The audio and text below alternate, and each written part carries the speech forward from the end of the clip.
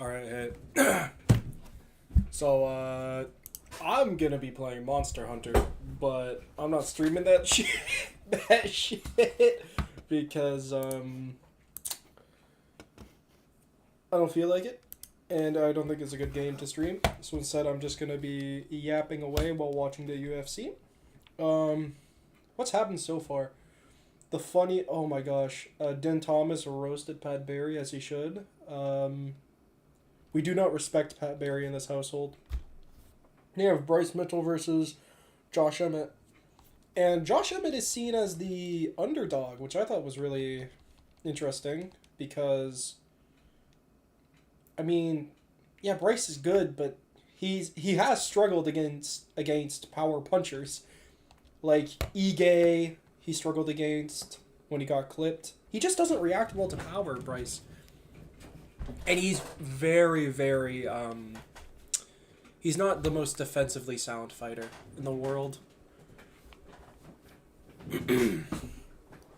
Yeah.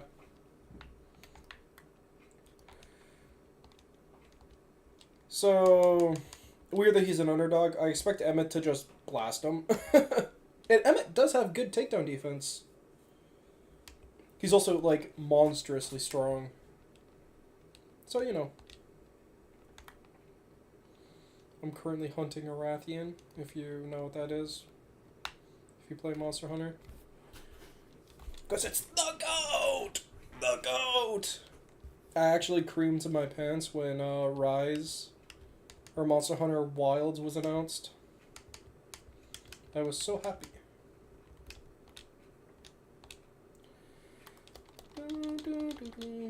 Yeah, I made my character look like Miku because why not? I'm a gamer. I game. Deal with it. Also, it's so weird that they allowed Bryce Mitchell to have the camo shorts, but that's like the only customs that they did. I feel like they should allow flags on shorts, you know? Like giving Volk Australian shorts, or giving, I don't know who else. Give Shavkat, you know, like the Kazakhstan tassels on his shorts, just like on the flag that he brings out. Like Stephen Thompson having karate shorts too. You know? Just all that sort of stuff. But instead, no, we have to give Bryce Mitchell camo shorts. Also, if you didn't know, Aljamain Sterling got evicted, essentially. His tickets got revoked. From entering the UFC. He showed up. Oh. He showed up to the stadium, and at the gate he got turned away. Apparently his tickets were revoked. So now he's just, you know, sitting outside doing nothing. Yep, there's a spin.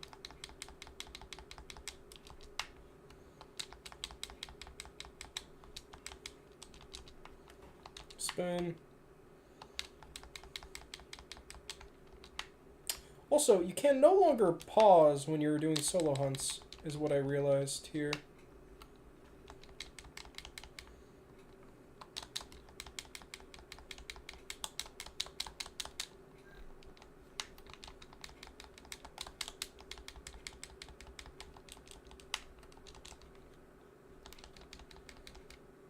Yep, there's Josh Emmett.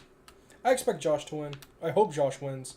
I do not like Bryce Mitchell in both his style and... Oh. Yeah, his style is not the most entertaining. He gets by a lot with fans through his personality because he's very silly.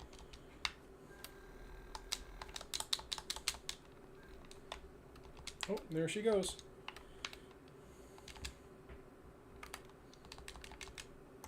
Alright. Bryce is 5'10"? What?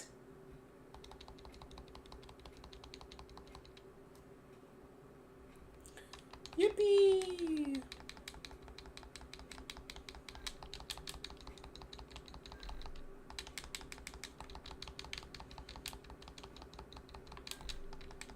Yippee! I'm kicking her ass.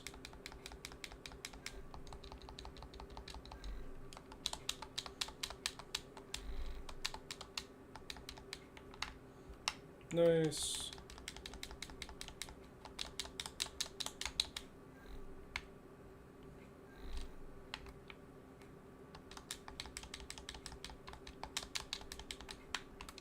Cool, cut off her tail.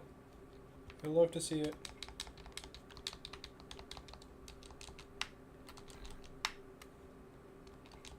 Ah!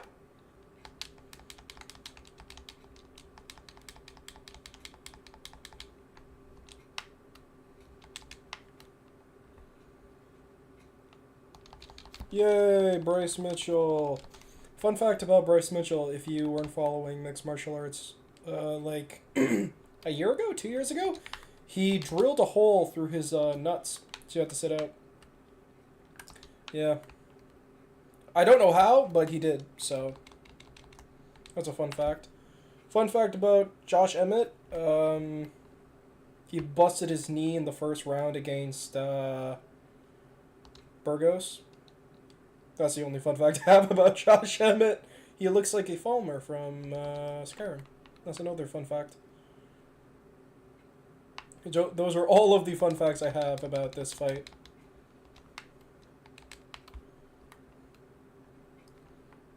Oh, there she is. I'm currently annihilating her. I do realize I'm kind of cheating because I'm using an armor set that is a bit stronger than...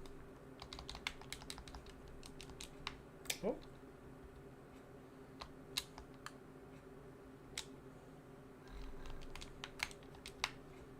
Alright.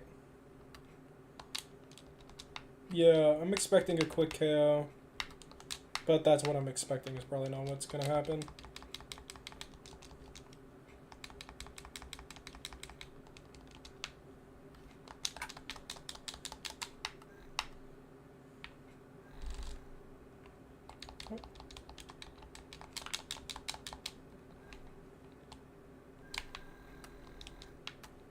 Oh. Alright! Fuck! You wanna know what's bullshit? That her tail still poisons you if it's cut off. That is bullshit. Is that a hot take?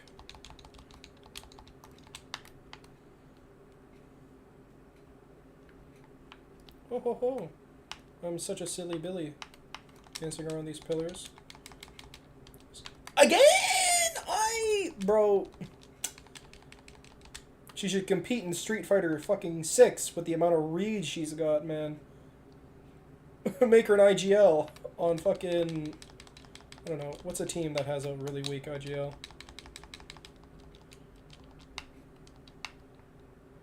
I don't know.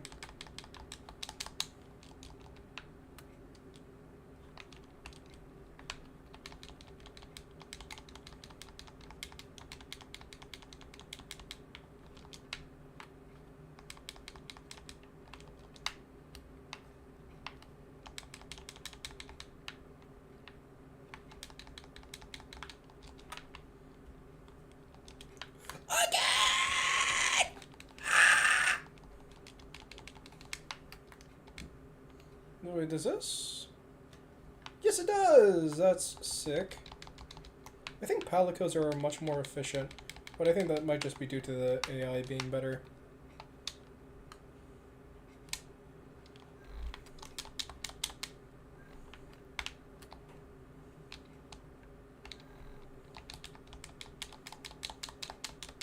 Oh! Nice. Speed run. Oh shit. Let's go. Knew it. Yep, knockout. I still don't understand why he was a favorite, Bryce Mitchell. I still don't understand it. Josh Emmett is just Bryce Mitchell's worst nightmare, a power puncher.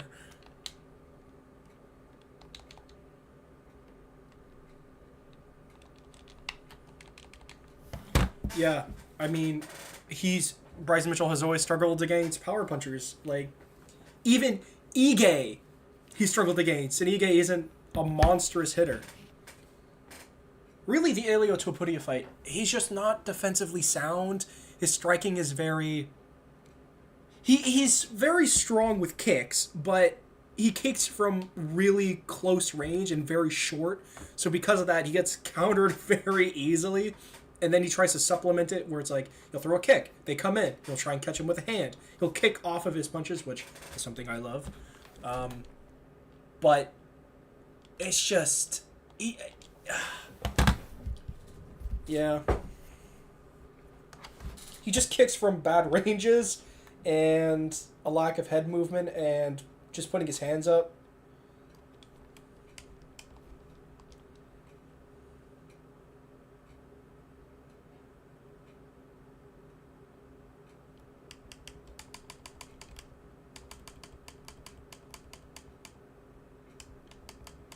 And Joe Rogan is absolutely... Joe Rogan's going a bit mad, talking about, hey, you gotta let him sit. And honestly, valid. There's not a Rathian charge blade in...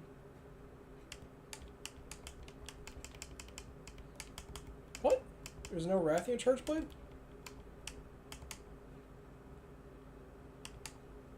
Oh, no, there is. I'm just missing Rathian shell. Oh, and it's fire. Oh, yeah, it is fire.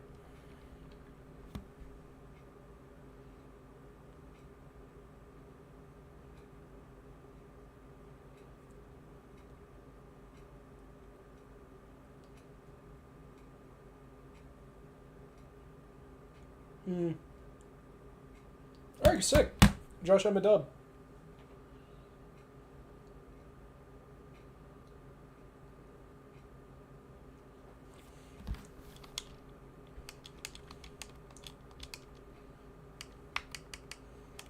I love the Rathian set. It's one of my favorites.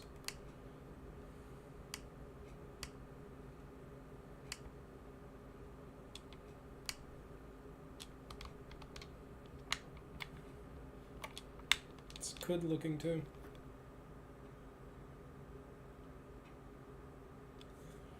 Yippee! Yeah, what a great fight. Great fighter.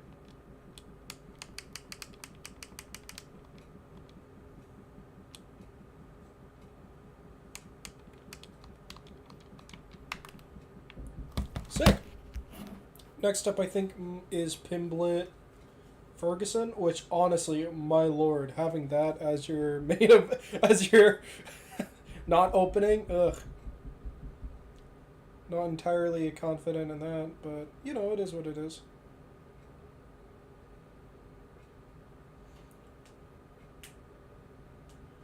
Yeah. Sick. What I'm excited about on this card is Shavkat, because Shavkat is... I was hot on Shavkat when he was, when he beat Alex Oliveira. I was like... I remember my thoughts when he submitted him. I was like... it's very impressive to finish Alex Oliveira, especially in your debut. I was like... Because Alex is kind of like that fringe top 20 fighter... A great test, like he's gonna beat most guys from just being tricky and athletic. So getting a finish in your UFC debut is a great sign. And then he beat Trezeres, which is another super tough fighter.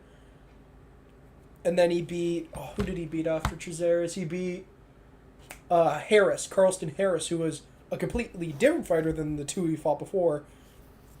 A powerful striker. And then...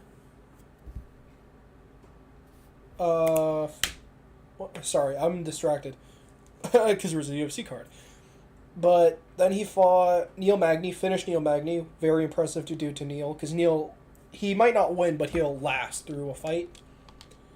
So he beat Neil Magny, and then he beat Jeff Neal. So yeah, just a super impressive run, and I was hot on him off the first, you know, because I'm just that, you know, I'm just that knowledgeable about mixed martial arts. No, I'm just joshing.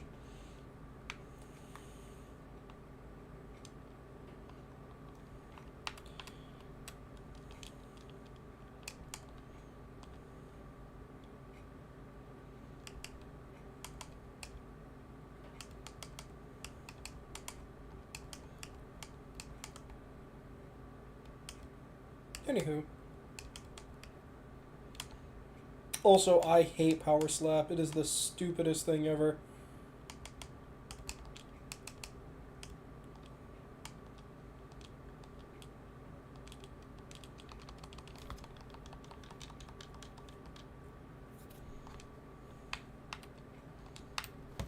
I do like about Monster Hunter Rise over because I started playing Monster Hunter in 4U. I love that in Monster Hunter Rise you don't have to like the inventory management and the item management is a lot less in comparison. Because back in you played Monster Hunter 4, you know, you had to think about okay, you had to bring picks and nets and fucking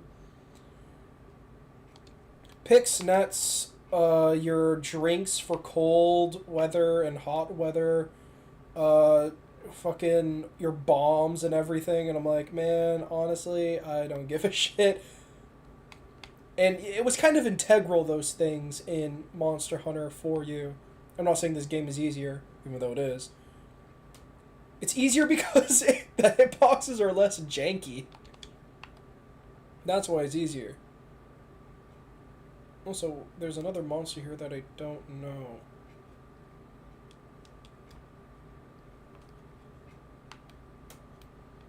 Oh, it's a Gravios. My least favorite monster in all of Monster Hunter. Because it's just not fun to play against a Gravios. Yep, Pimblett vs. Ferguson.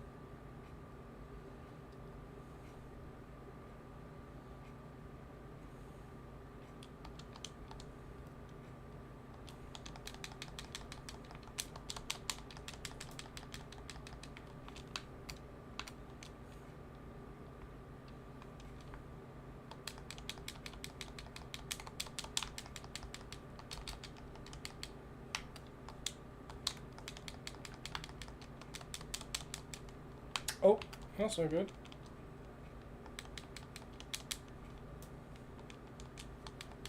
Ayya!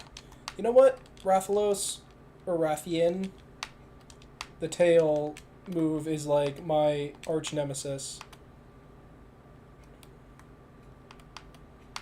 Thank you, Palico, for your aid in these trying times.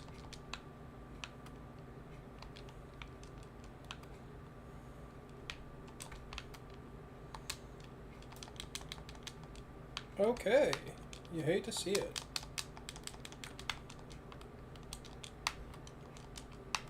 Yep, there's a tail flip.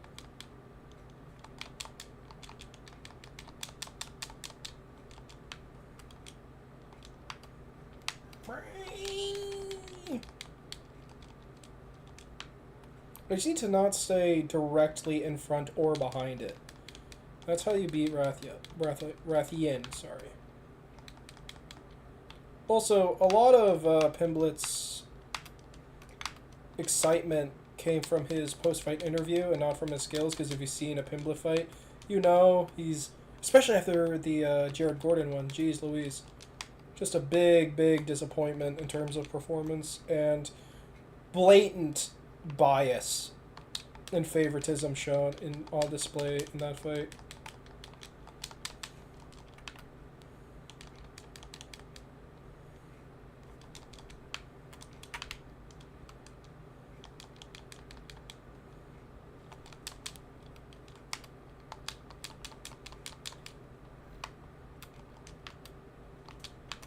Nice. The Luigi Vendramini performance, though, was... I mean, Luigi Vendramini's not good. But it's a performance that he did and was pretty... He got a KO. And he's not known for that, you know? But yeah, such a sad fall from grace for Tony Ferguson. And I didn't even see him when he was the best. I just reminisced, and my lord, what a special athlete. So very exciting. I mean, when I was just getting into MMA, it was Tony Ferguson versus Donald Cerrone.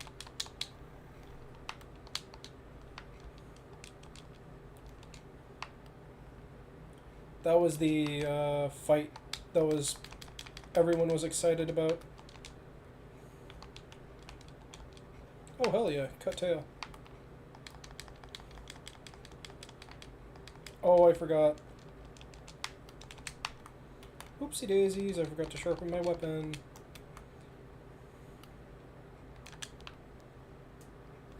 Yeah. It's very funny that a lot of Pimblet's height comes from his appearance as just a British guy. He's just very funny looking with the bowl cut. Some Smosh vibes, you know?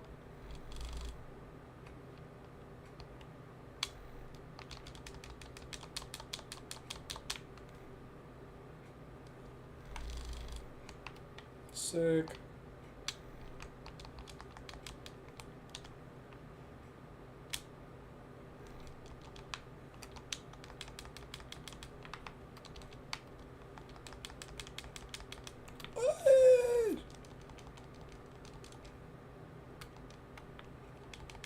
Oh, he has cornrows. That's quite... Oh, Molly McCann's also in the crowd.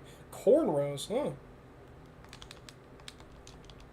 Don't see many... I mean, I think it's quite funny that the most English... Wow, that is quite the combo from her. I think it's quite funny it has the most English white person ever having cornrows. It's quite funny.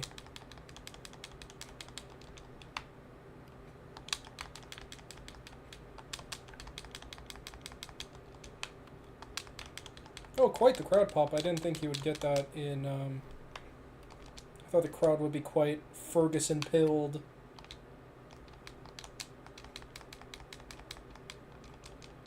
Ayya! Quite the... I realized, as I've gotten older, I've started to adopt my mother's tendencies and have become more Chinese.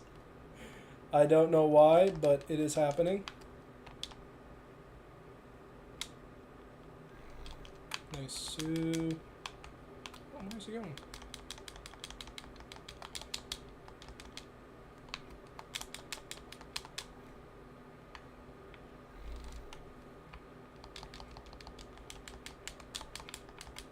Nice. Second Rathian hunted.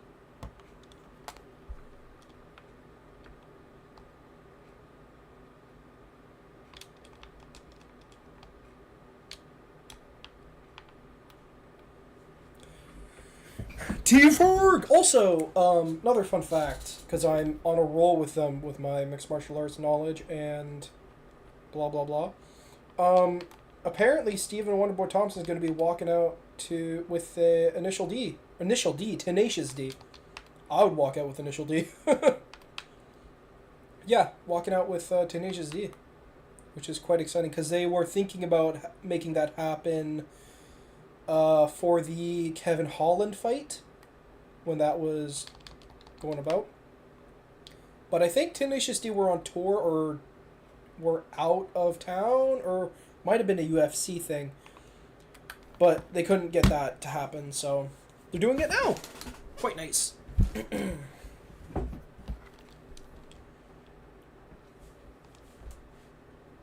Tony! Also, Tony said on the embedded that he was like, people are saying I'm washed. I'm like, I'm 39, of course I'm washed. And it's like, I mean, yeah, quite valid, Mr. Ferguson. He's like, yeah, you are washed. And it's nice to see him being self-aware that he's washed.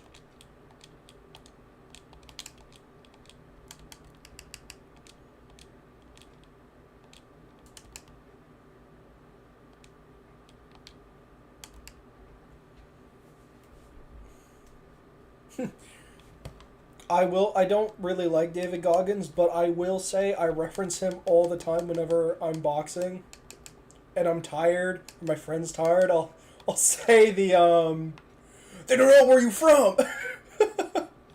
They don't know where I'm from. I say that constantly nowadays. Love it. I love it.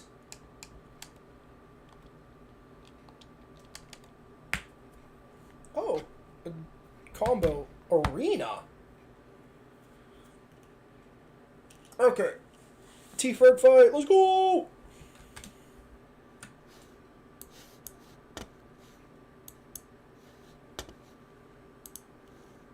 He don't know you. He don't know where you from.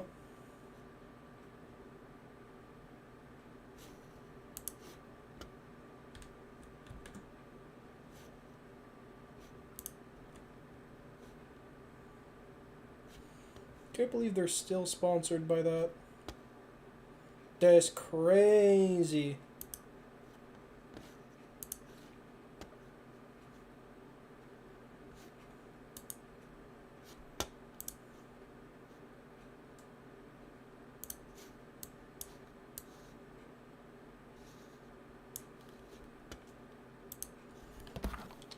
That's crazy.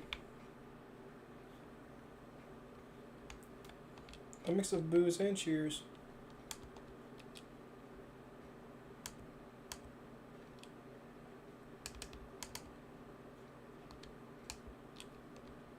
Liverpool!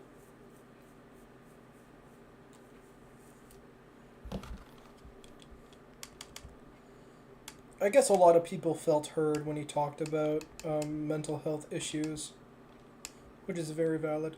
T-Ferg! There was a very sad edit of Tony Ferguson doing his knee slide intro, and it was him in his prime doing it flawlessly with so much vigor, and then him now attempting, and he failed it. You're like, no, Ferguson, he's old. That was definitely my reaction. Also, David Goggins and Mark Smith are very... Actually, I was going to say they look like, but no, they're just both bald. That's it. All bald people look alike. T-Ferg!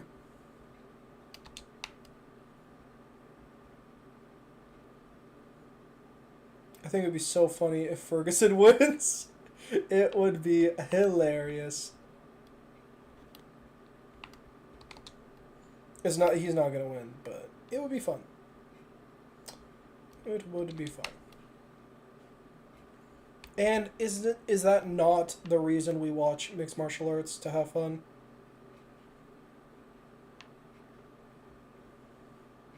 Also, if you don't know Tony Ferguson, he was coached by Brock Lesnar on Tough. I'm saying these things like it's like hidden knowledge, but you know, it's very well known.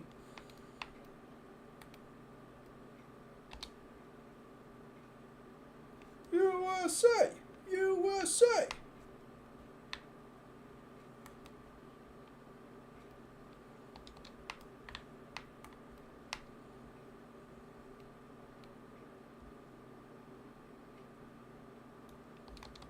Very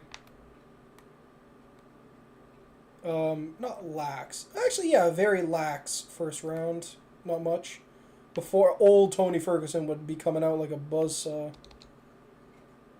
But, you know, this is a new Tony Ferguson, a refined Tony Ferguson, a Goggins-trained Ferguson.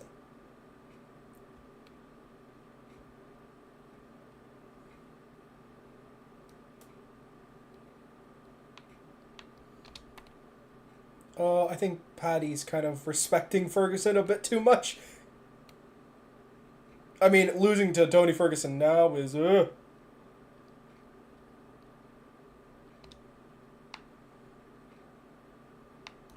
It's a big yikers if you lose to Ferguson now. Despite how much I don't want it to be a big yikes. Man, it's always, like, seeing Tony Ferguson now, everybody was like, oh man, imagine how he'd get killed by Khabib. It's like, no, they were at completely different stages in their career when they were originally matched up, and it would have been an exceptionally fun fight. Like, they act like Khabib and Tony were at their peaks at the same time. Oi! So, wow, I think it's quite funny that Ferguson, or that Paddy got caught again, by almost the exact same way as he did when he fought Luigi Venturamini. Monty Ferg. Pull through. T-Ferg.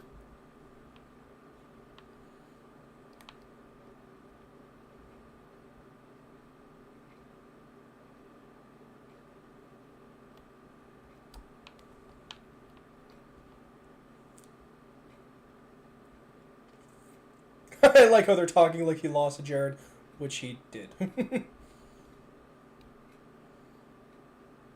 Yeah, Patty's very spladed.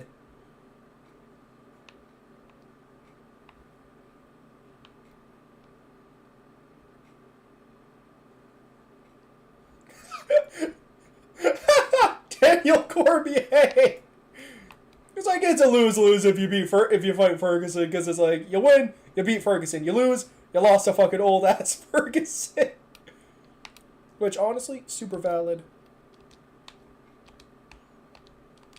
Oh, that's very sad.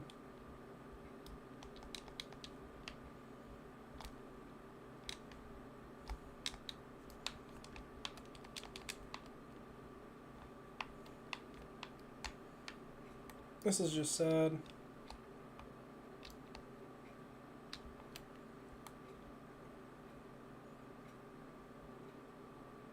Tony! Tony!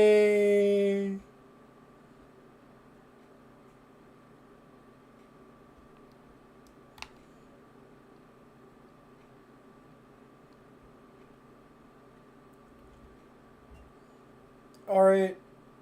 I mean, better position than being flattened out on your back, I will say. I concur. I concur. Now, where the fuck is this coal?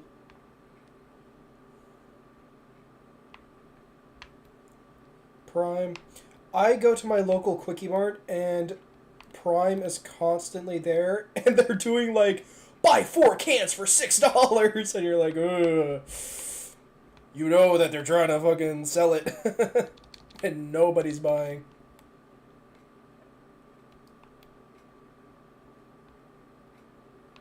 Where am I going?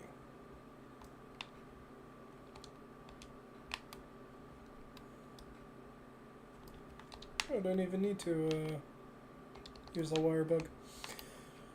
Yeah, just classic, the classic Pimblet. I don't even know what classic Pimblet would be. So you can wall run. That's sick.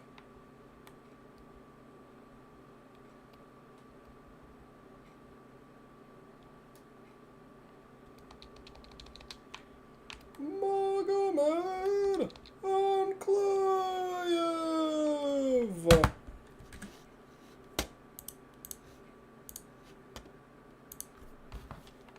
Oh, dropped again.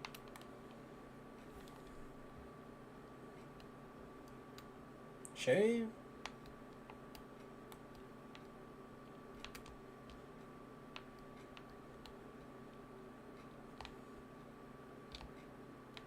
You know what? They should really keep Paddy in the UK.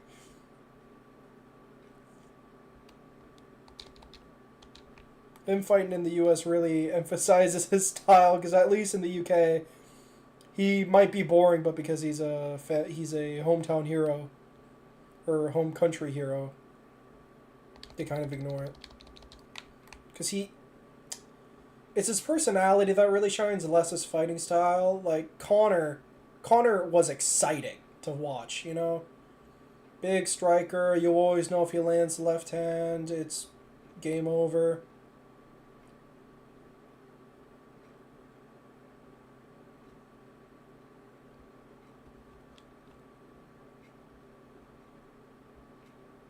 Oh, classic Ferguson.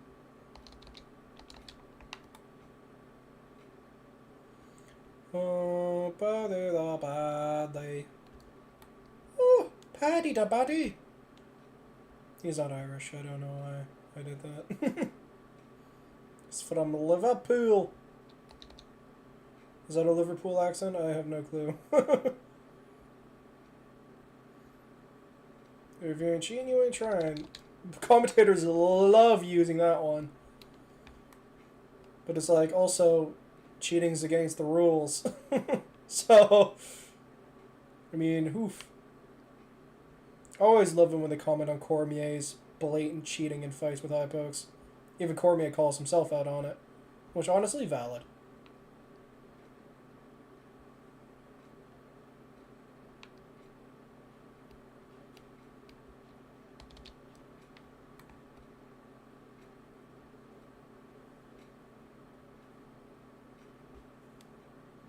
That's quite the unique use of his legs.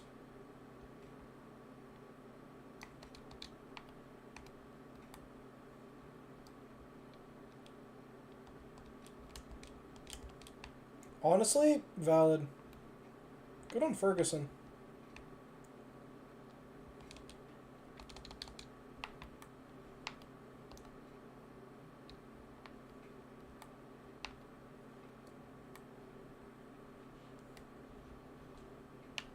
Oh, where the fuck did I just go?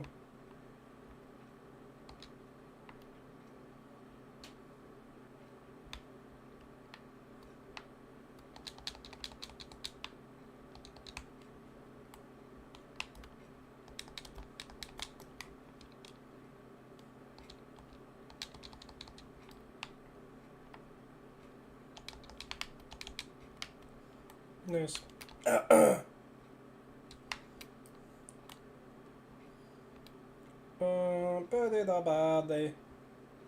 Yeah, it's just kind of sad, you know, knowing that Ferguson won't win, and you're just like, okay, well, I guess I'll just sit here and watch him lose for 15 minutes. At least with the finish, we get to the, more competitive fights faster. Washes are always not the most fun to watch. They're fun to watch when it's, like, surprising. Washes when you know it's going to happen are not the most exciting. Or maybe that's just me. That could just be a me opinion. Maybe some people really enjoy watching one-sided slaughters when they know it's going to happen.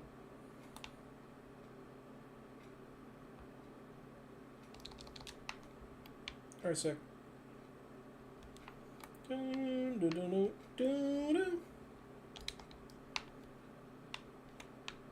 fuck am I?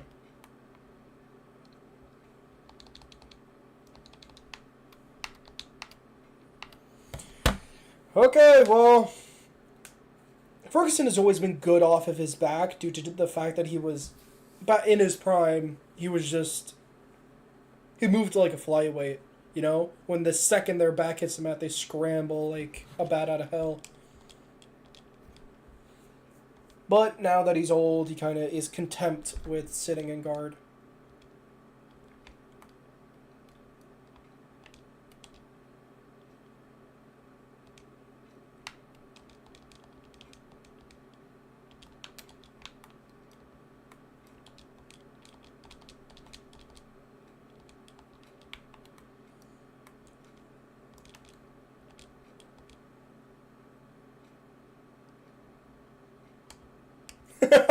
David Goggins! I don't know why I find him so funny. Show who you are! Show what we did! Honestly, valid.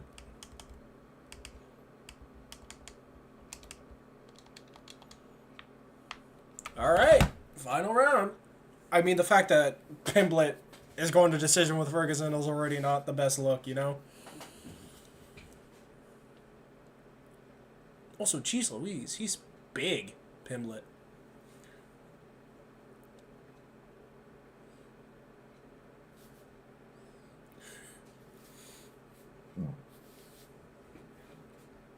I mean, honestly, he looked the best when he went and trained with Freddie Roach.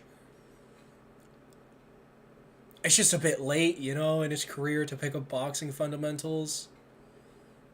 Like there, he could have gone to the head instead, but, hindsight 2020.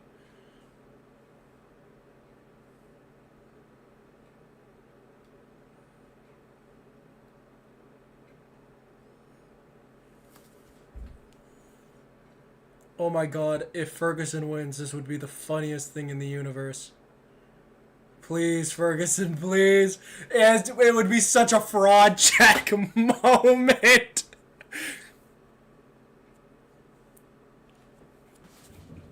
Oh, nice uppercut there. Pimblett in on a single. He's trying to lock his hands for a guillotine or something. Yeah, just out-strengthed there. Ferguson looks quite light for the weight class due to him being so thin. Which is kind of weird to say about a professional fighter, but he's thin and lean, you know? He hit really hard, but it was a surprise he hit that hard when he was in his prime. At least to me. Like, I watched Tony Ferguson, I'm like, Jesus Christ, this man can generate some power from absolutely nowhere. Yeah, he also loves playing rubber guard, kind of to a detriment. Because he sacrifices a lot to play rubber guard.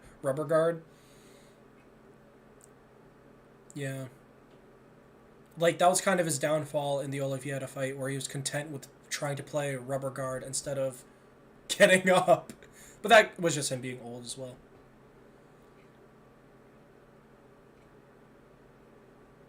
Yeah. Jeez, this is a really bad performance for Pimblett, though, if you look at it from that angle. Basarios, we need a poison. Volvidon, I don't know. Tobigadachi, I don't know. Bariath, I don't know. Puke, don't know.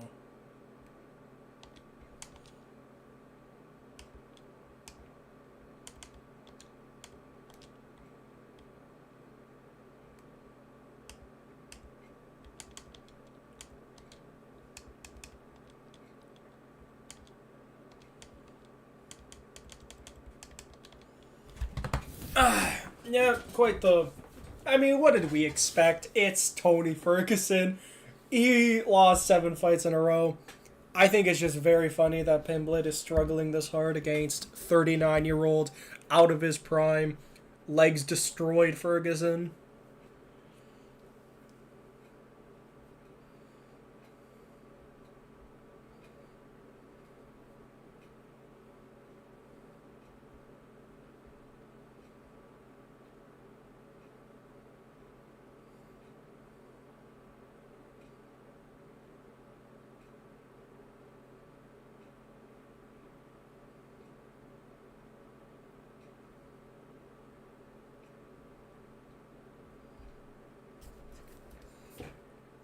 Okay, and then we have Thompson versus Ferguson, which is actually a great fight. Thompson versus Ferguson? Oh god, that would be even worse!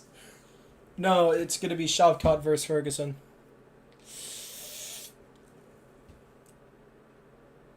Oh, it would be so funny. It would be so funny if it was an Armin guillotine.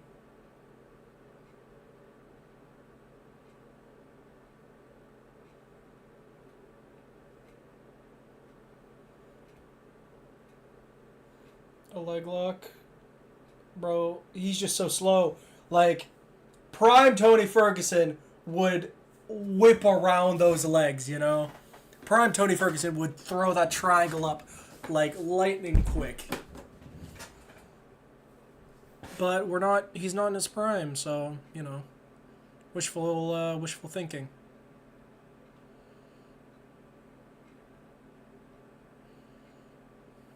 Yeah, it was a really disappointing performance from him. Jeez Louise. He's not good.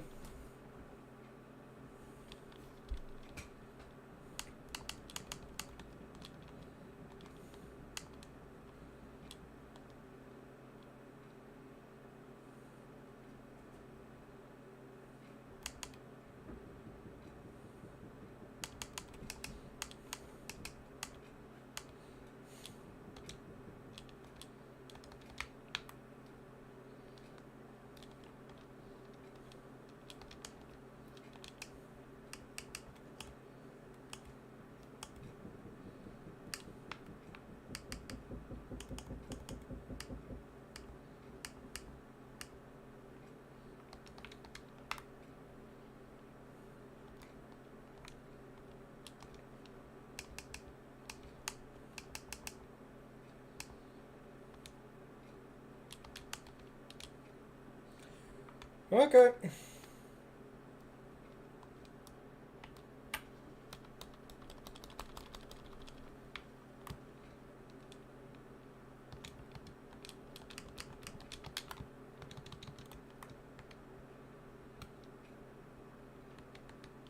Oh, sponsored by Tekken 8. I always like seeing the dichotomy of sponsorships where it'll be like Harley Davidson, written by true men, and then it'll be like Tekken 8. Watch it at Evo 2024.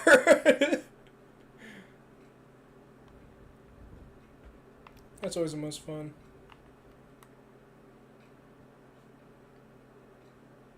Depression.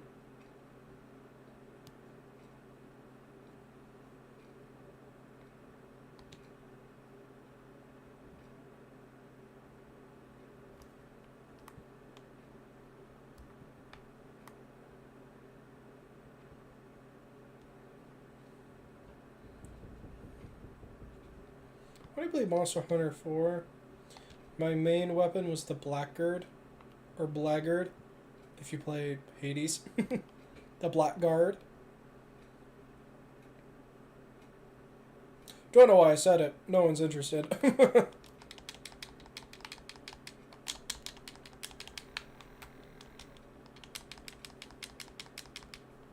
Oh, great.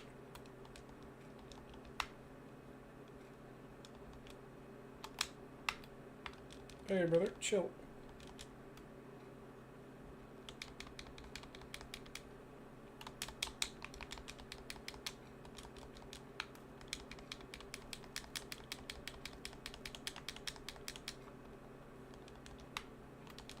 Hey.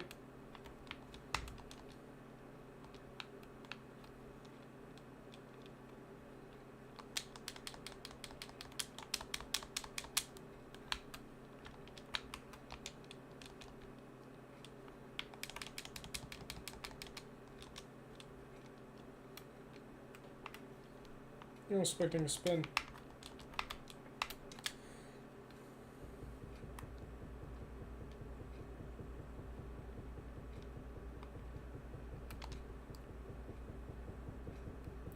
Oh, body da body.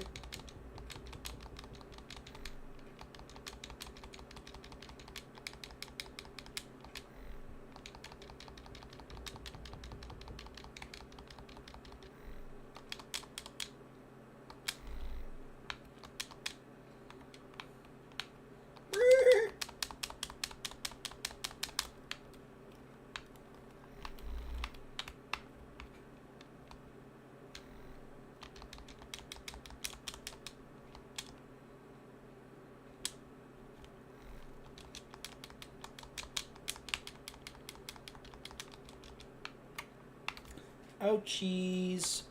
Yeah, at least we get a good competitive fight or another wash. I think it's really going to be a conversation on whether or not Wonder Boy is going to get steamrolled. Oh.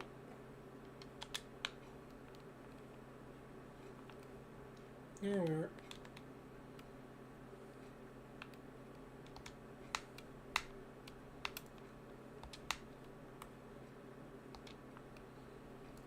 I don't think he'll get steamrolled. I think it'll be a good competitive fight between gentlemen. Shotcut seems like a swell fella, though.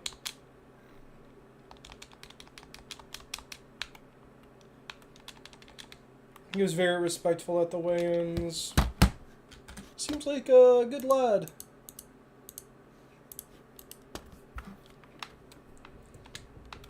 What else is there to talk about mixed martial? Oh, press conference for the Toronto card. Which, big depression, the tickets are fucking $600 on the cheap end, man. No way in hell I'm gonna go see that.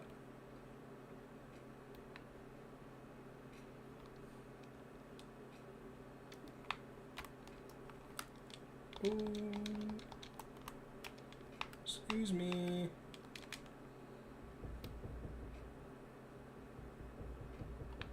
Are you kidding me?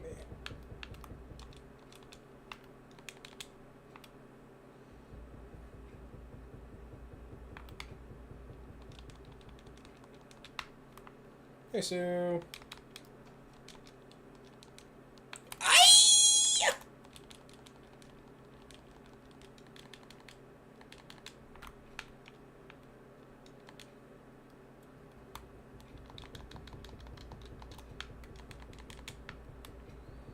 I think tank is a very apt description for Dricus Duplessis.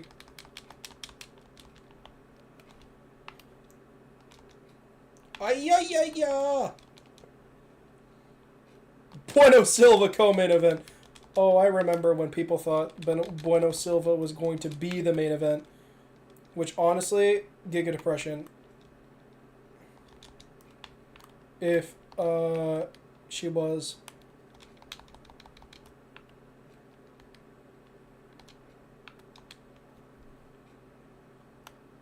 Fist fight in the audience. Ho ho!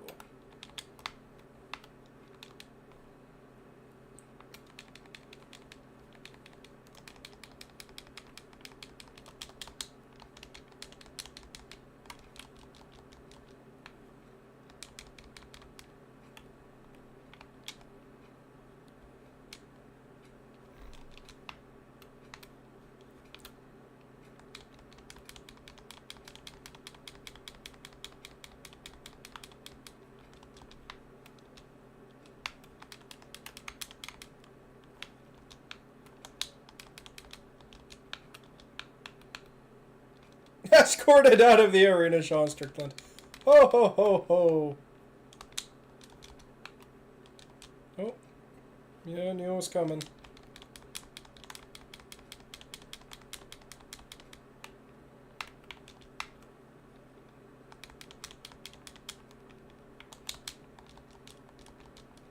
Ay-ya! I should stop saying that.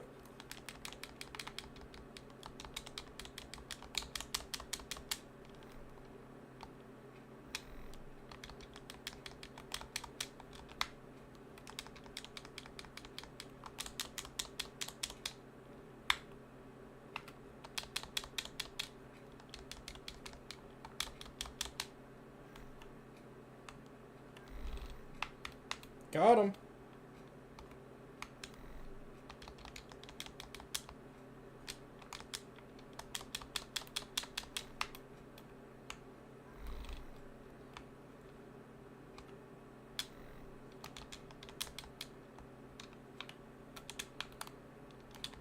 Dun, dun, dun, dun, dun, dun, dun, dun, dun, dun. Dobson! 17-6? Jeez Louise. Alright, can I think about all of his losses? Alright, Woodley won.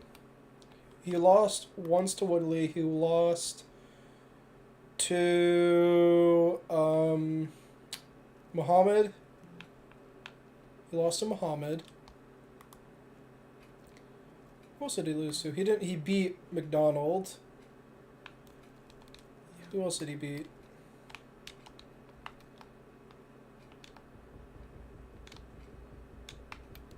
Man, I can't think of all of his losses. I'm quite disappointed in myself.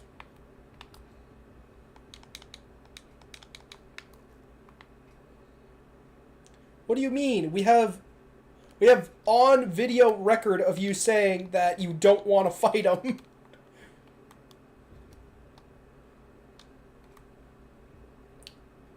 SMH, Mr. He said he doesn't want to fight him. He said that on record, Mr.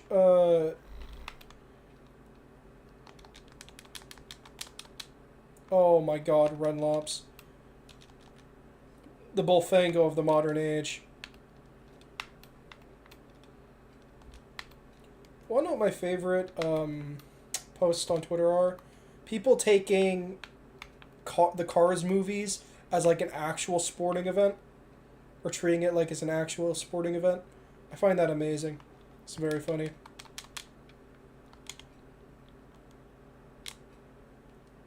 No!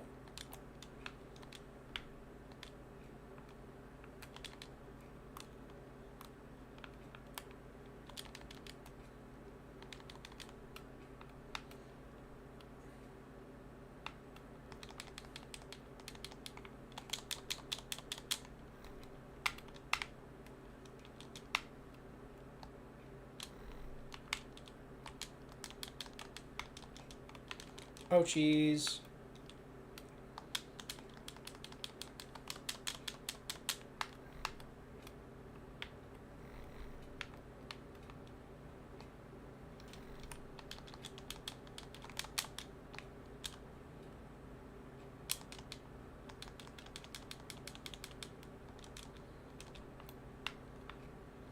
Yeah. He's also a good,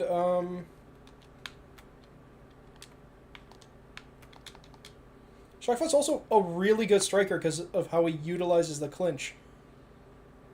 He's like, if I were to create my perfect fighter, it would be Shavkat.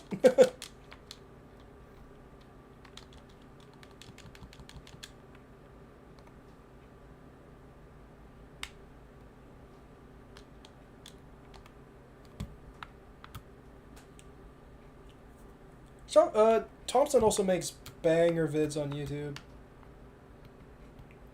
Honestly, one of the few successful MMA YouTubers. And if you dare bring MMA Guru up as one of the successful ones, I will kick you in the teeth. Nah. I'm just joshing. I just don't like him.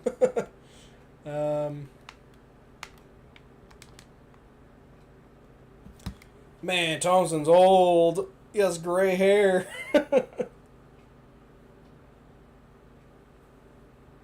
Oh, Jack Black!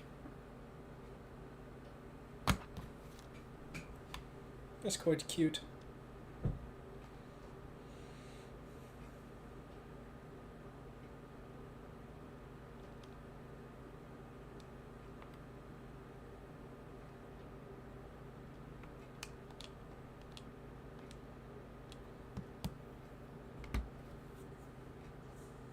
Aw, it's quite sweet.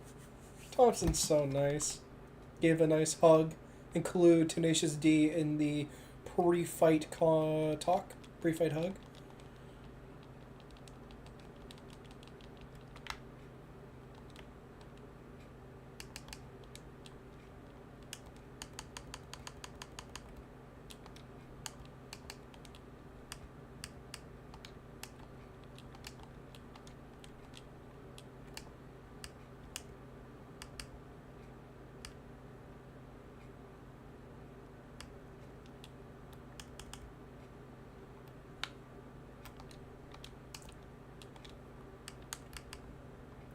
Wonder Boy!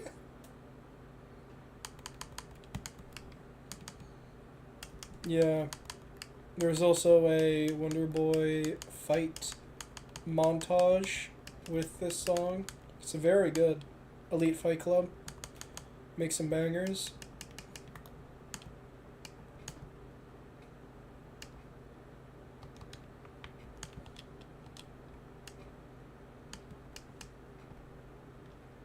Holy fuck.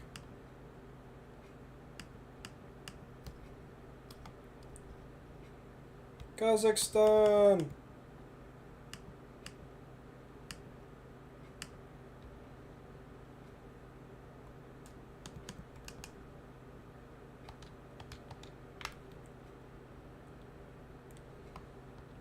Absolute Killer is the favored technique, their favored conversation topic?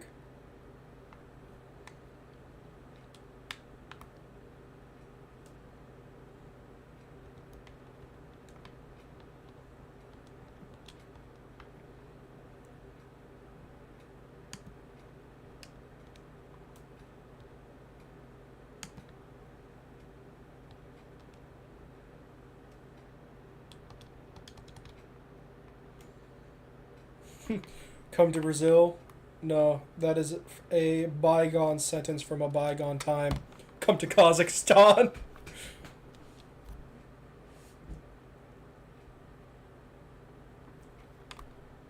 What is there in Kazakhstan? It's very similar to Mongolia, I'm assuming. Maybe I'll get crucified for that statement. Maybe there was a bitter feud between Mongolians and Kazakhstan, or Kazakhs. Kazakhstanis, or is it Kazakhs? Don't know.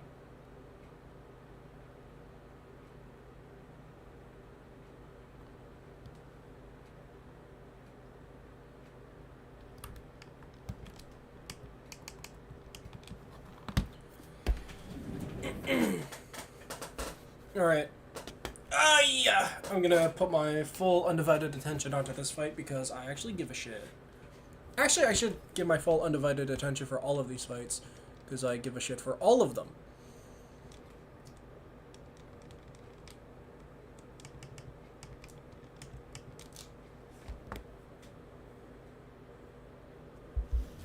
$29-40. Oof. That's tough, I must say. That is tough. Speaking of tough, I'm gonna go get something to eat. See ya in a sec.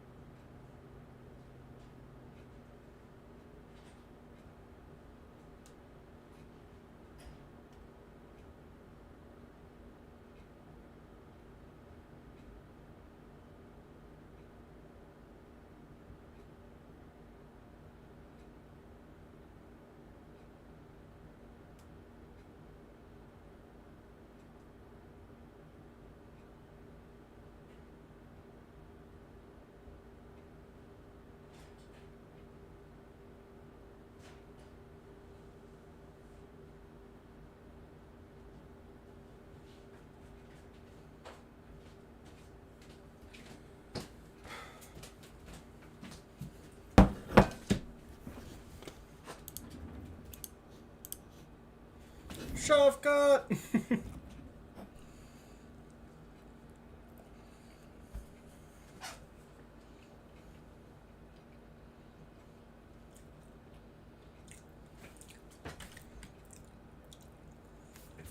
And Herzog.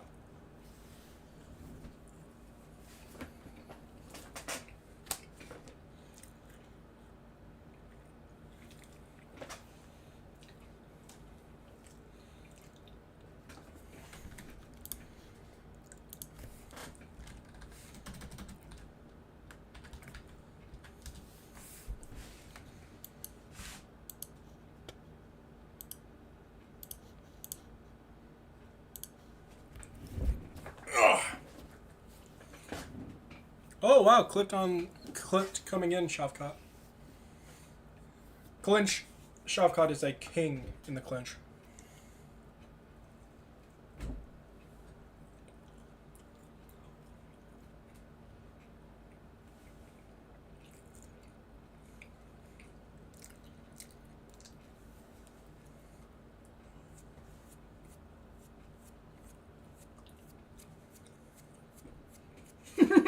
DC talking about how difficult Thompson is to take down, and then Rogan chiming in with the Bilal Muhammad fight.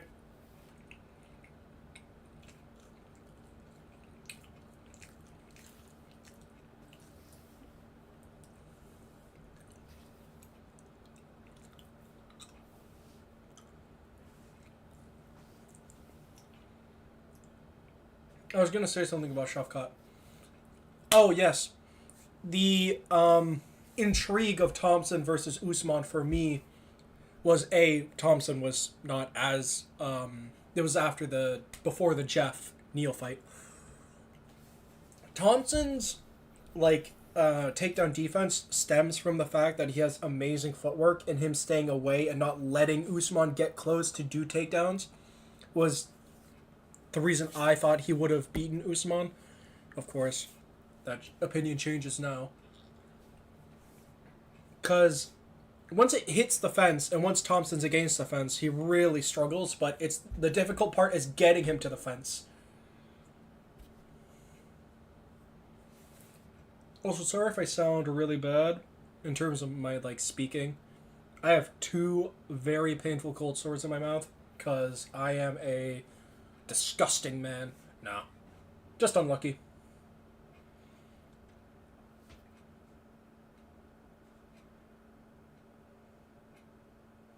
Hey, high single to the single to a double. Nice chain takedowns.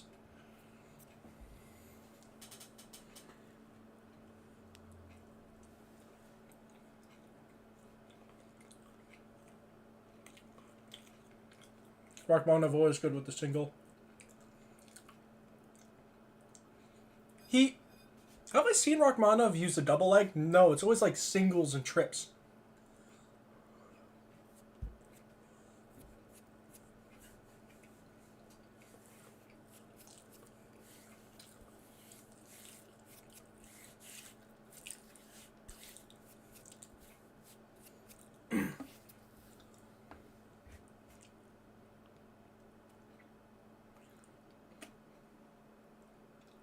Oh, a little bit of bleeding already on Wonderboy.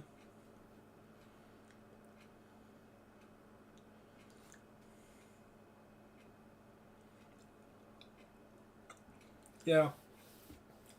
Kind of expected this. Shavkat bullying him in the clinch.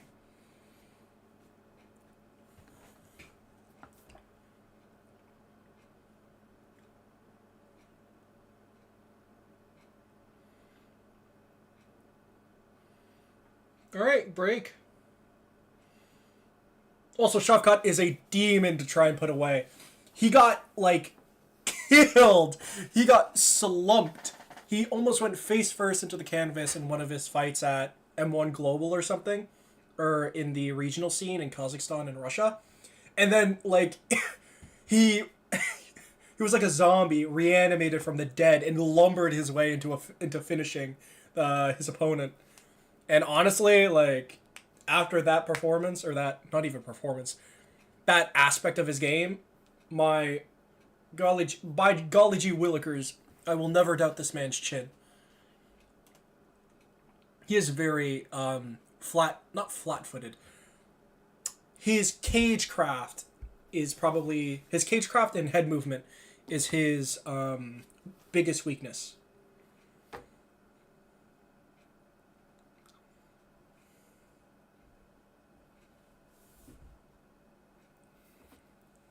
Oh, Rachmanov.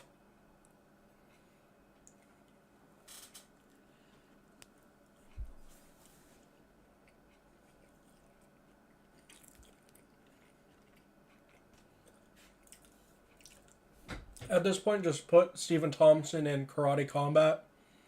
Because if Sam Alvey can become the heavyweight champion, then, bro, I can become the heavyweight champion, man.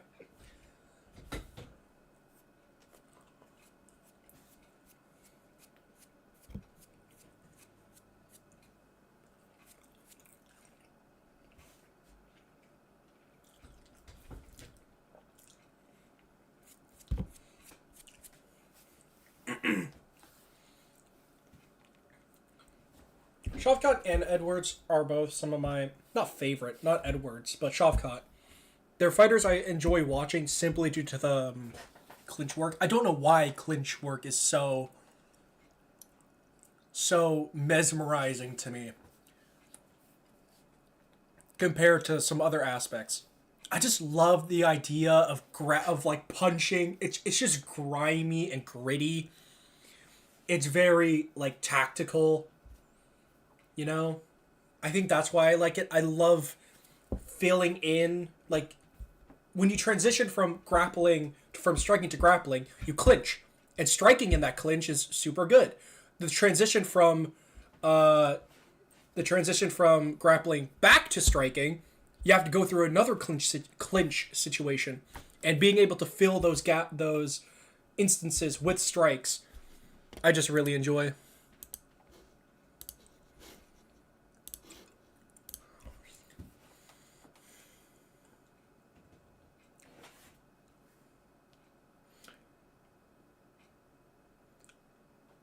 Yeah, Thompson's really good at defending takedowns out in the open. The second his back hits the fence, it's just a wall. Like his anti-cage wrestling is pretty bad. But in the open, he feeds the single, he'll shrimp out.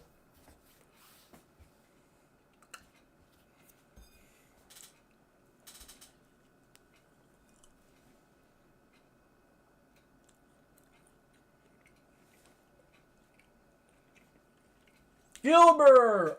That was the other guy he lost to. It was just so forgettable, my brain deleted it. Hey, he got him down!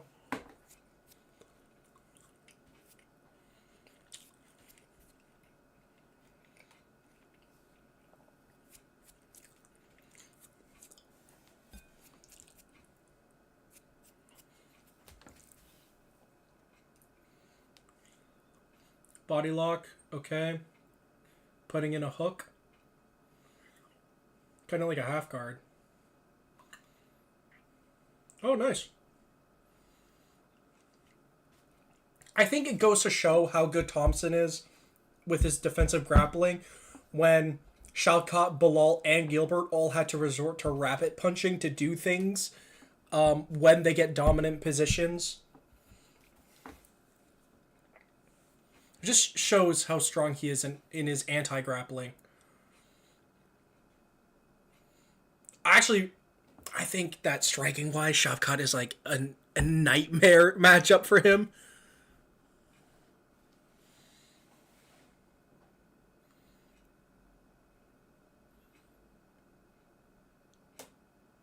Oh, that is a tight one. All right. Thompson survived. Now it's Shavkat. Shavkat needs to make things happen from Mount here. I'm also very suspect of his gas tank. Because he was kind of fading in the third against Jeff Neal. But hey, 17-0 all finishes. Like, you probably don't need a good gas tank with a record like that. Oh, yeah, guillotine. Really mixing up the strikes and submission attempts well. Thompson tries to get back up, throw in a submission attempt, remind him. Prevent that, from him using his head, getting to his stomach, turtling. And then, once he's sitting there in half, pummel him. Oh, he's trying to continue? Submission attempt. Oh, Darce.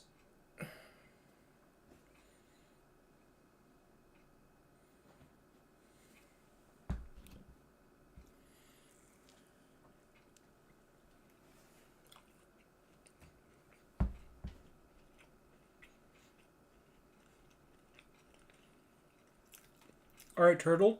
Thompson. Shavkat going for a sort of arming guillotine. Circles to the back. Probably going to get his hooks in. Or at least try.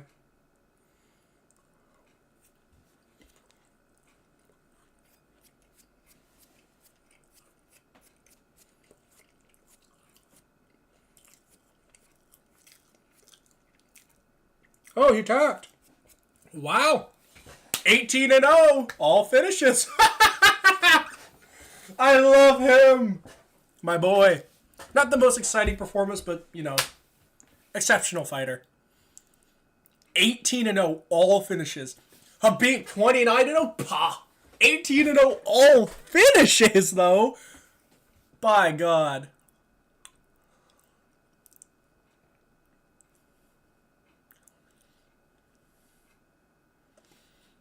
Yeah, Shavkat though, he loves to fight tall, and he doesn't do anything other than trips and singles, which honestly, in MMA, do you really need a double leg? If you can grab the single and just treetop, especially in these higher weight classes, it's really all you need. Of course, you can't do that. You can't only have a single leg takedown from like 155 below, because those guys, man, you can put their heel to the sky and they won't go down.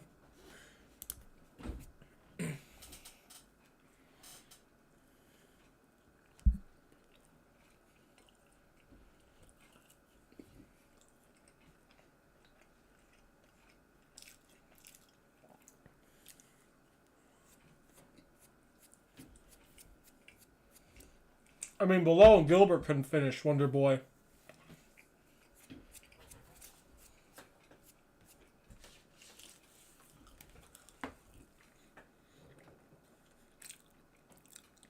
Yippee, Shavkat.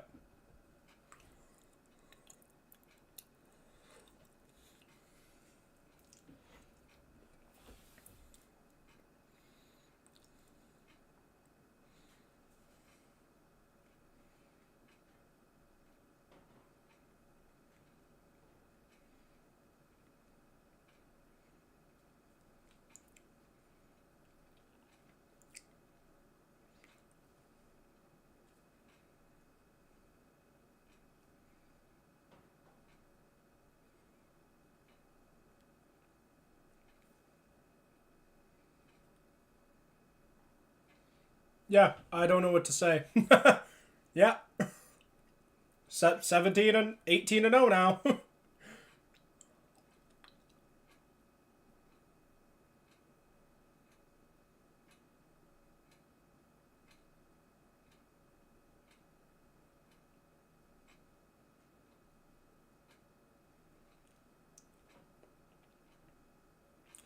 Nice.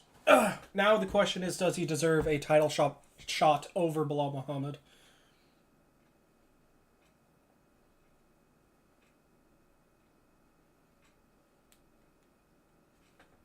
Yippee! Shafkat!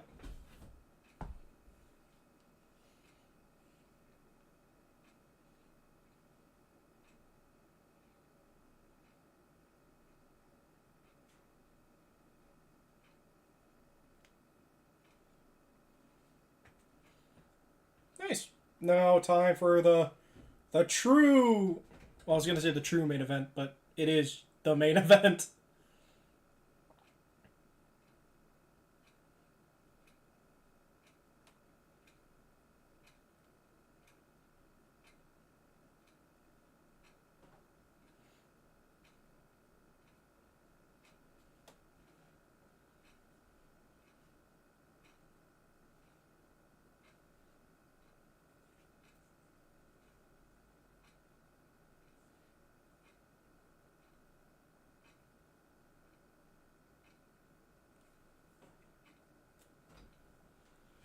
Cool.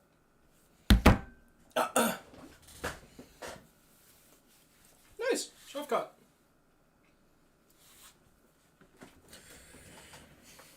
Oh, he trains with Duke Rufus at. Where does Duke? What is Duke Rufus's gym? American former kickboxer. No, this is the wrong guy.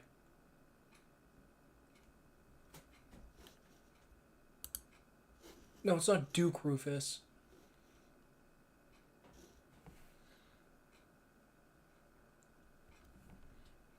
Of Rick the Jet. No.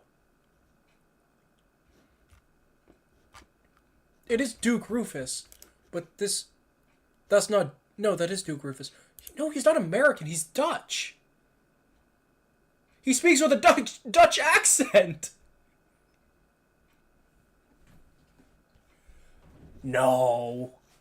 No.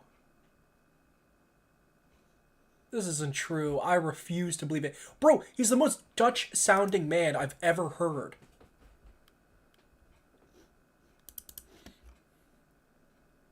No.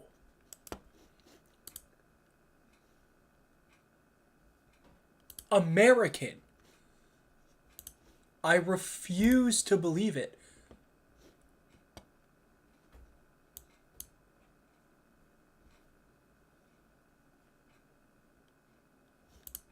This can't be Duke Rufus. I refuse to believe.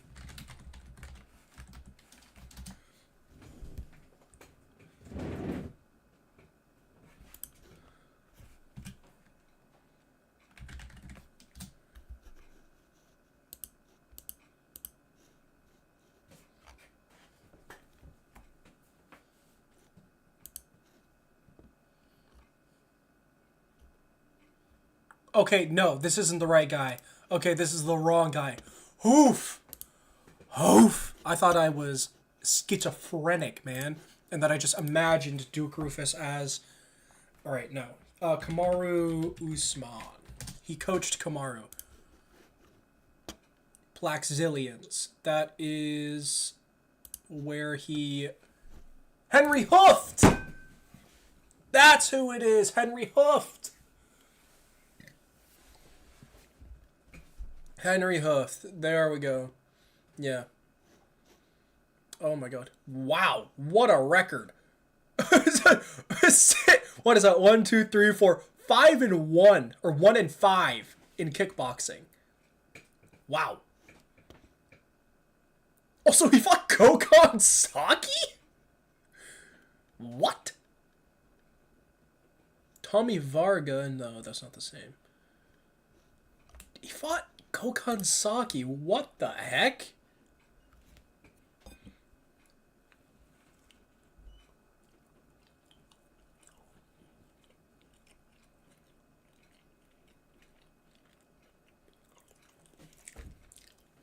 Now it's time for my main event. Pantoja versus Royval. Oh my god. They're doing the exact same thing they did with Connor, where they used the footage of him committing assault as promotional material. They're going to do the same thing with Strickland and whatever brawl he was in.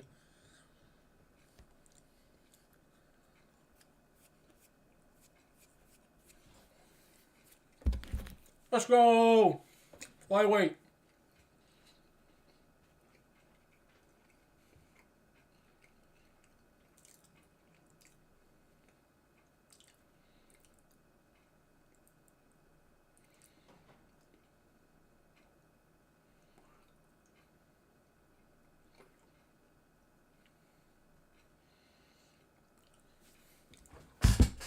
Oh, Pantoja, my beloved.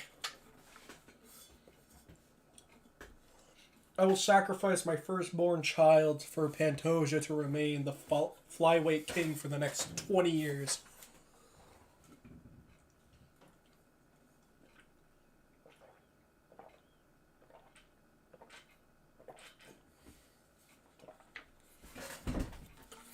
Oh, my buzzsaw. God's greatest warrior.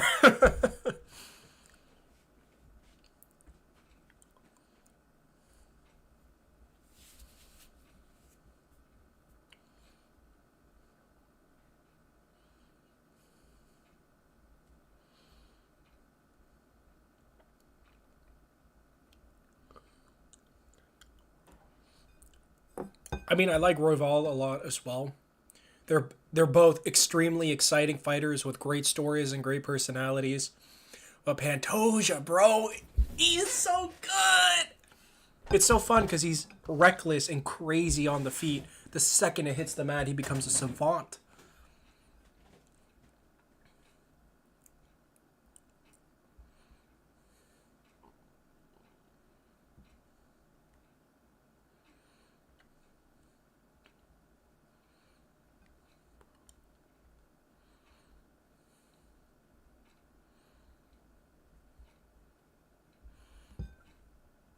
Oh.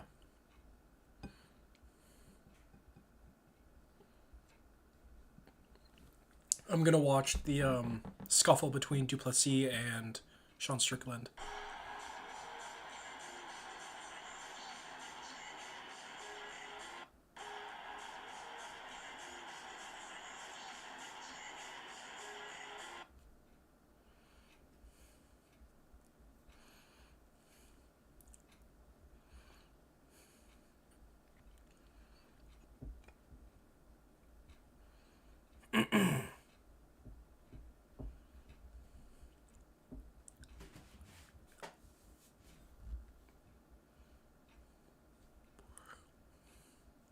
Man, I love Pantoja.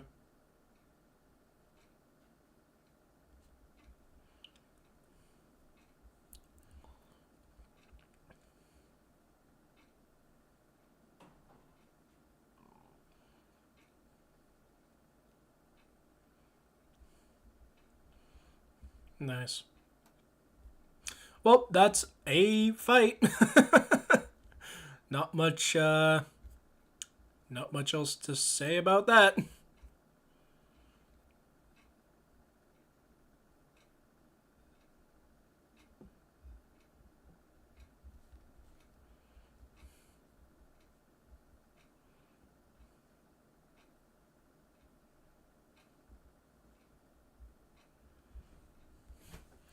Royval.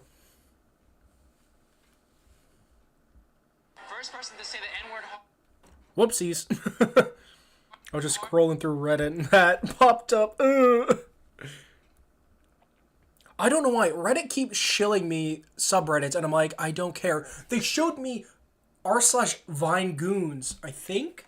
Or they're like scorpions, but without the singer. Vine Goose? Vine Garoons. Vine Garoons, which are like spider scorpions. And I'm like, I have no interest in Vine Garoons. Why are you showing me this? And it was just this guy talking about how he had his first, like, touching into his first contact with his Vine Garoon that he was raising. Which was very cute, but, you know.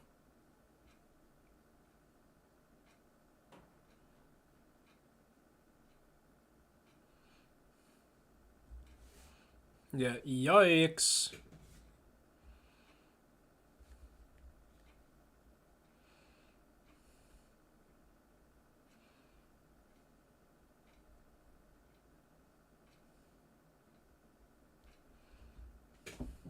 Song Strickland seems like he seems like the fighter that would genuinely want to fight you in a car park.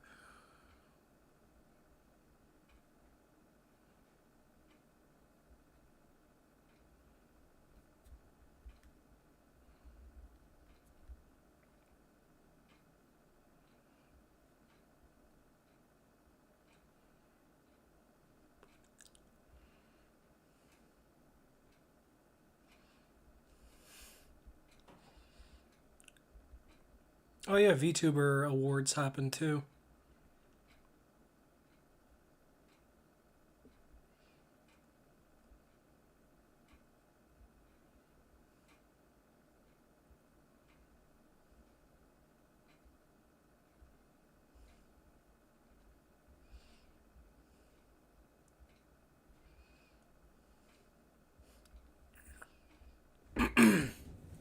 Well, Rebel, let's go.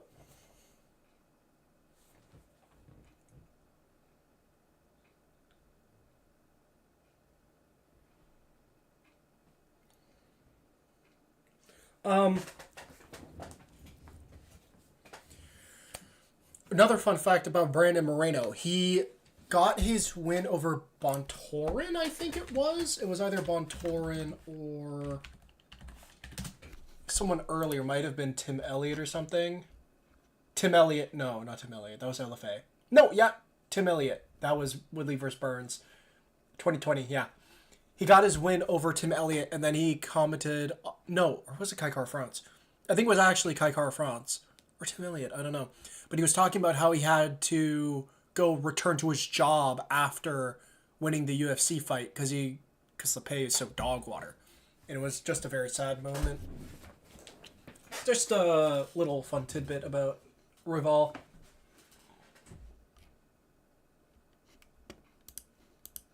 He had to go back to work at, like, what was it? I think it was like a Target or something. Some American, like, general store.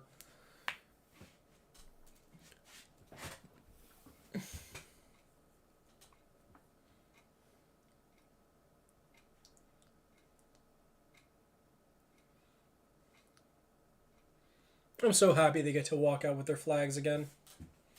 It's a lot cooler.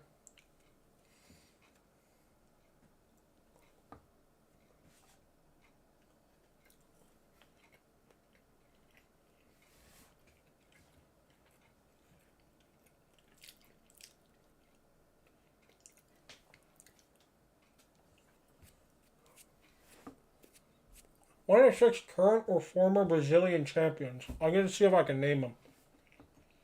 Give me a sec, I'm chewing.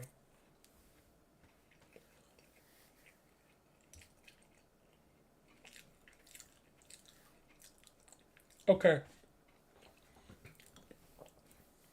So we have Pantoja, Davison Figueiredo, Jose Aldo's out, Rafael dos Anjos, Anderson Silva's gone, Diego Alves is gone, Alex Bejeda, Glover Teixeira's gone now. I can only name four. Who are the other two? Huh. Bontorin's not a champ. Costa's not a champ. Silva's gone. One of six. I can only name four. Featherweights. Aldo's gone, and it's just Folk and Holloway without Aldo. Flyweight, there's only Figueiredo and Pantoja. Before that was just DJ and Cejudo. Bantamweight, we just had Cruz, Dillashaw, Garbrandt, Cejudo. Aldo wasn't champ. Featherweight, I already went over that. Lightweight, I can only think of RDA, who was the lightweight champion. Before that, it was Pettis, Henderson. Henderson was the first lightweight champion. Charles Oliveira, that's 7 or 5. Charles. Welterweight, Thiago Alves, he wasn't champion. Robbie Lawler Robbie Lawler lost to Woodley. Woodley lost to Usman to Edwards. And before that, none of them are in the UFC. So then it's middleweight. Silva's gone. He was the only Brazilian champion. Light heavyweight, Teixeira, already talked about. Who else? Light heavyweight. Shogun, maybe. But I think Shogun is long gone nowadays. I think he's retired. Might be Shogun. If he's still kicking about. I think it's Shogun. Let me see. I think the UFC. UFC active fighters.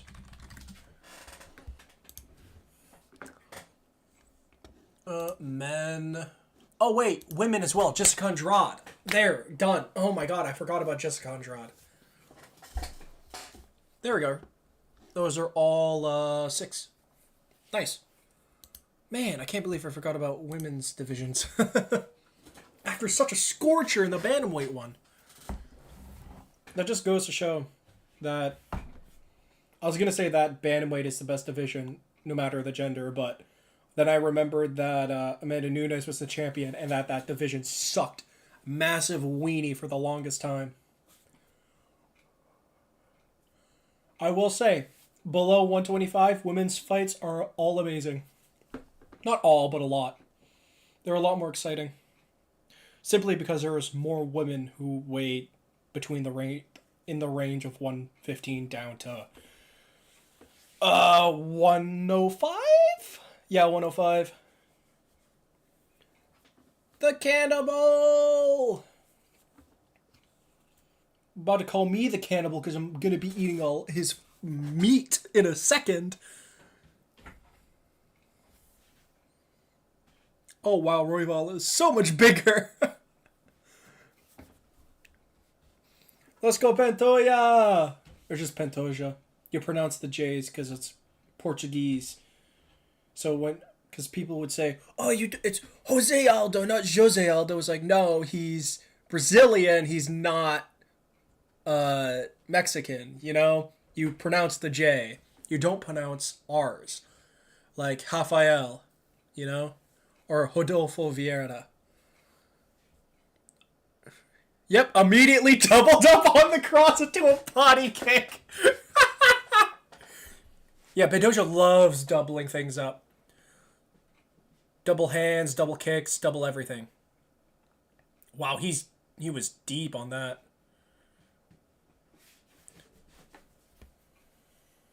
I expect a quick fight. Just like the first. Yeah, Royval loves a feint coming in. He loves doing that, like a feint step. He does it all the time. He also loves spinning as a defense.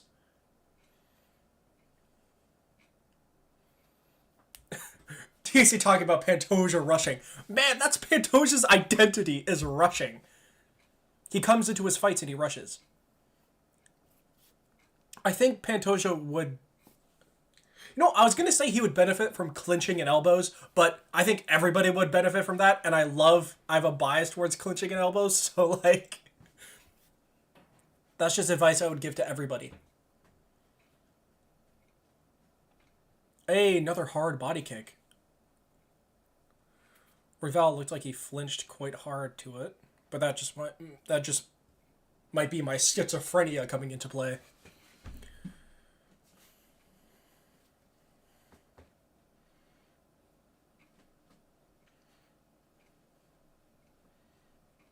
Royval. Nice. Collar tie. Oof. Yeah! Pantoja! Ooh, nice. Straight to the body. You don't really see that often underutilized tool. Because as always, once fighters hit the mat, they just think head, head, head, head, head. You know, get the finish with ground and pound. When you could really benefit from just, you know, stacking and throwing straights to the body, putting your entire weight onto your fist and press into him.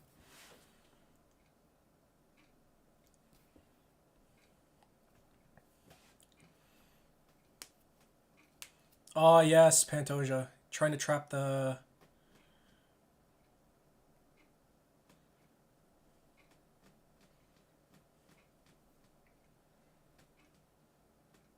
Oi! Good. Good punch. Dropping into the guard. Kicking the knee. Oi!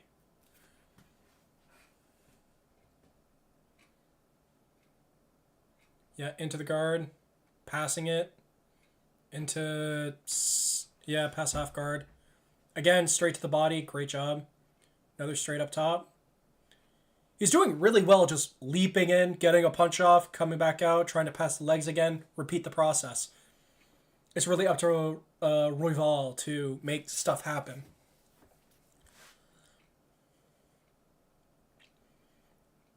What a great fighter. Love Pantoja fights. Alright, trying to use the cage to push off. Hey, I said the same thing as Joe Rogan. Look at me. I'm on par with Joe Rogan, which is not the compliment it sounds like.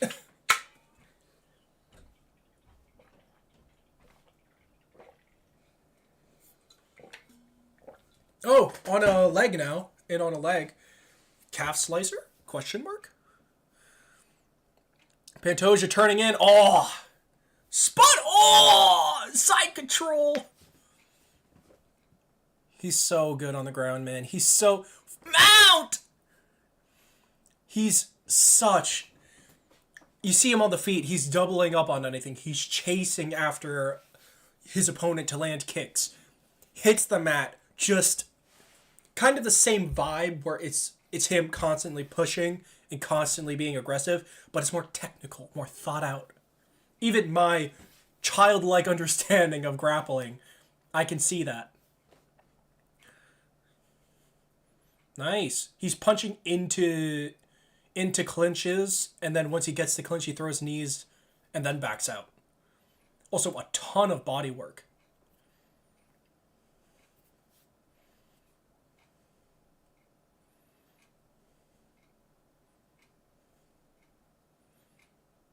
Yeah, Pantoja comes in bursts.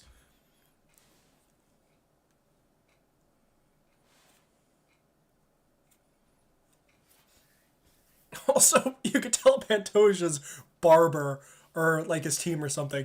They just put his hair down, they dragged his hair down, and then just cut above his eyebrows. Like it was an afterthought. It's like, hey, give me a cool trim, and then we'll make it work for fights. Pantoja, on the other hand, he looks like an office worker. If he gave him a clean shave, you could slap him in a Japanese office and he'll work to the bone. Or he'll annihilate his boss for making him do unpaid overtime.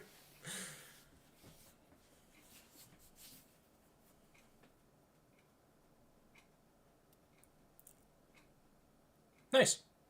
Great opening for Pantoja, you know? Pantoja and Royval are both very, very good people. I enjoy them a lot. Seeing Royval with his family on UFC Embedded was so wholesome. And I don't usually watch Embedded, but Royval is so sweet. He's such a great guy. Oi! Wobbled.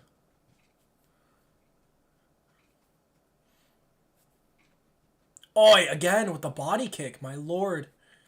Yeah, Southpaw versus Orthodox having that open stance, or that open, stance. Hammering kicks is always a fantastic option. despite the liver being on the opposite side or the side furthest away from you, your leg is so long, it doesn't really matter. Jeez Louise.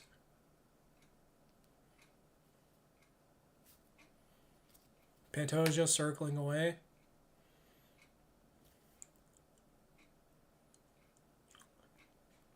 A lack of respect for power maybe makes Pantoja, or respect for the power might make Pantoja more inclined to grapple against Royval in comparison to Moreno. Because Moreno isn't the hardest puncher. I think anybody can see that. He doesn't hit the hardest. Royval is nuts. Because he might not hit the hardest, but he finds the mark and he swings fast. And he's also very creative. He'll hit you with a spinning elbow, an up elbow, knees.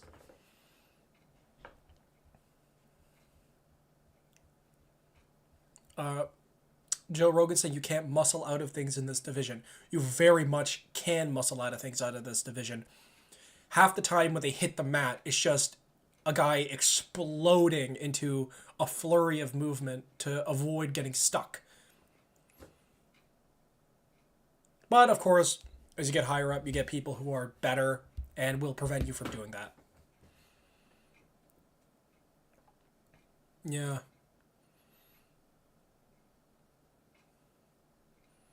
Yeah, he's trying to claim out? Or to get to side control.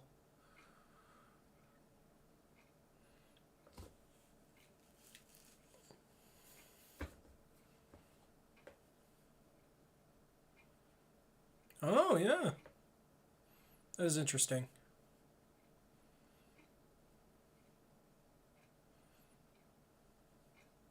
One more warning, and then probably they're gonna... Oh, he's working.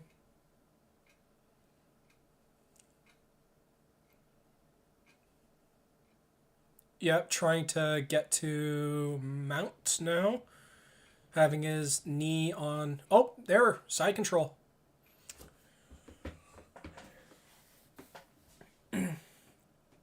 Royvaldo, gonna try and turn into him.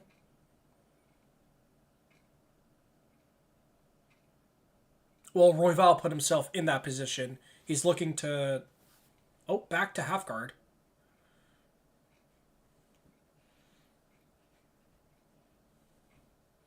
Yeah, he's going to try and wrench Pantoja off of him? Question mark? See, I don't know anything about grappling. That is a great term. There's no sport that's more sleight of hand than jiu-jitsu. It is very much selling your opponent on an idea uh, and then scamming them, essentially. Oh, wow. Wowzers. Pantoja really pushing with that. Once he gets going, he gets going.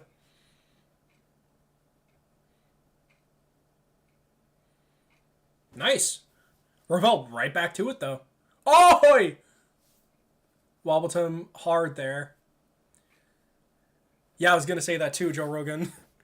Standing hammer fist. Like a step in. You know when you do an up elbow? It's like the same motion, but extending your hand. Right back to grappling.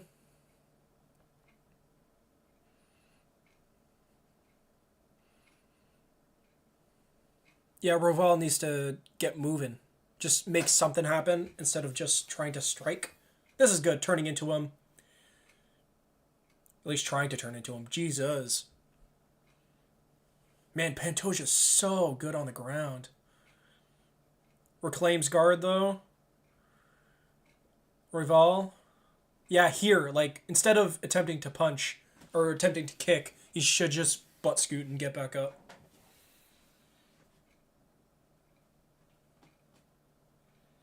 Yeah, Pantoja's finding the mark with singular shots.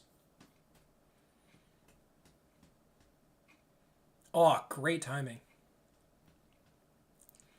George St. Pierre-esque in that takedown.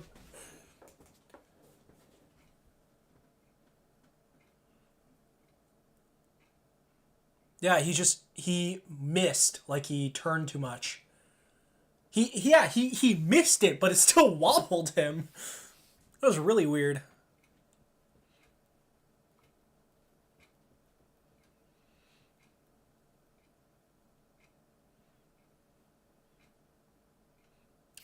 Yeah, sounds like they're looking for a head kick, which is extremely like that's what you do if you're open stance. You look for the head kick.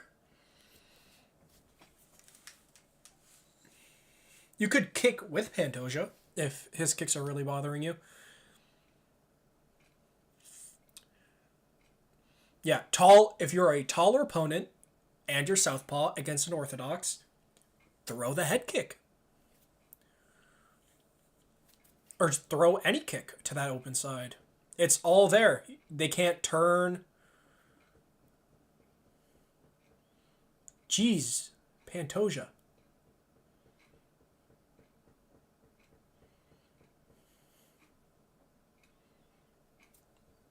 Oh, again, excellent timing. It is just timing. I know I was kind of joking with saying George St. Pierre-esque, but I mean, with the timing of these takedowns, not that far-fetched. On the feet, though, nowhere similar. Man, George was so good.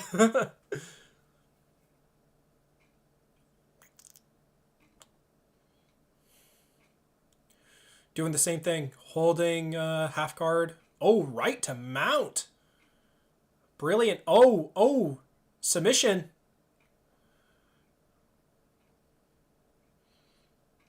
Oh, to the back. Yeah, no hooks. Right over. Royvaldo. Pantoja's too good. Yeah. Pantoja, when he gets to a disadvantageous position, he's a lot more active in reclaiming and getting out of it than Royval, which kind of, how to describe it? Royval doesn't accept it. I think it's just Pantoja is very, he's just better at keeping him there. Oh!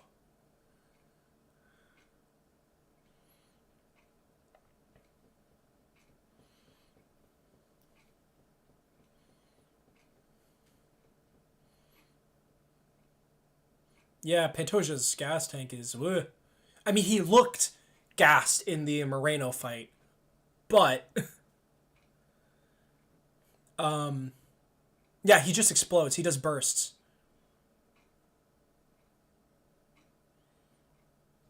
He's gonna switch to a single, maybe.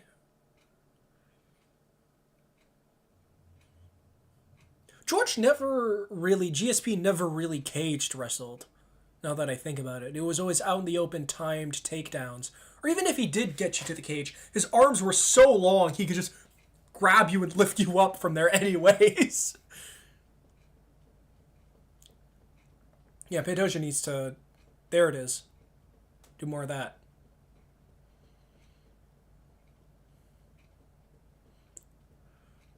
What? Come on, Pantoja. Step on the gas, buddy. There it is. Really going with that body kick. I wonder why. Might just be something he likes to do. Might be that he does it against southpaws. I would have to watch him fight other southpaws to figure that out. But yeah, Pantoja is a lot more wary of coming in defenseless against Royval in comparison to Moreno. Moreno, geez, Pantoja would just wade in with like 3 hooks, 3 left hooks.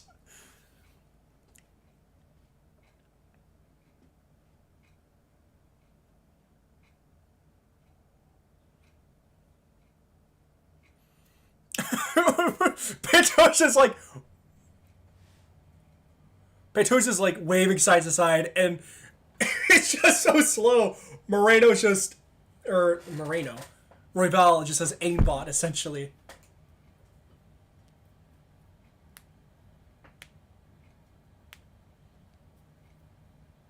Yeah.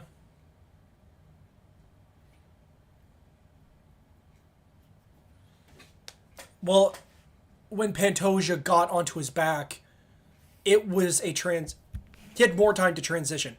When Royval or Pantoja, man, I'm getting so many names mixed up. When Pantoja does a takedown, he already has one leg hooked because it's usually from a trip, or even if it's not from a trip, he puts that leg there. Oh, arm triangle.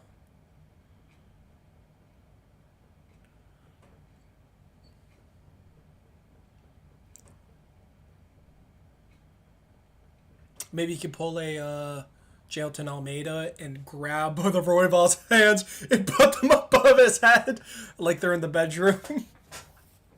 That would be pretty funny.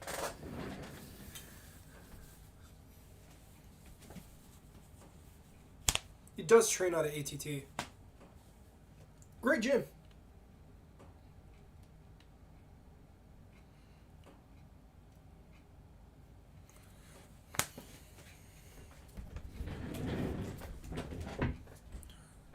Quite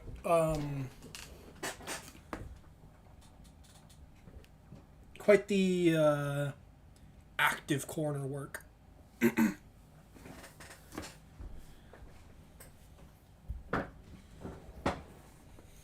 They think he lost that round, which is, I mean, I could see it. I could.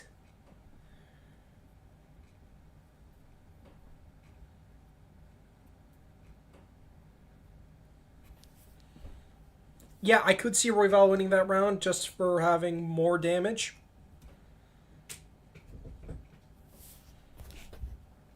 I mean, I thought he won.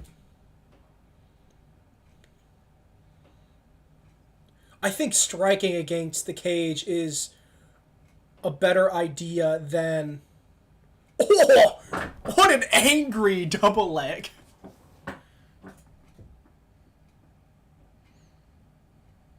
Yeah, Pantoja's too good. Gonna push off the cage. 39% takedown. Who did he get takedown by? Bontorin. Switch to the other side for the half guard.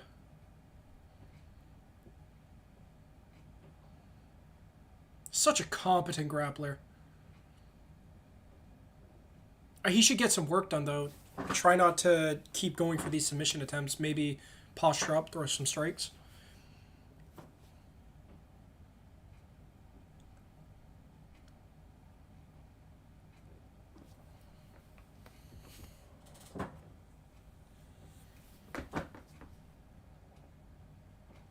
Nice. Controlling the wrist.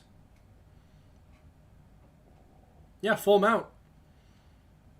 Thing is with full mount is that it's more effective the heavier you are because oh, hook in. Hook in, looking for the body triangle. Yep, there it is. Has the body triangle. Against the fence though, and oh, never mind. Yeah, he has 3 minutes to work and he has the back, and typically when Pantoja has the back, it's a quick night. Bro, I think that's a bit.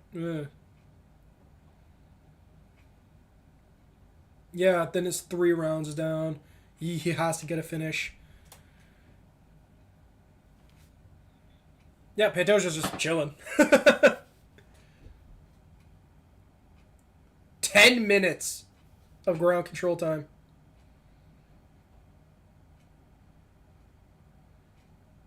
What is he doing? Oh, that's... You know what? That's good.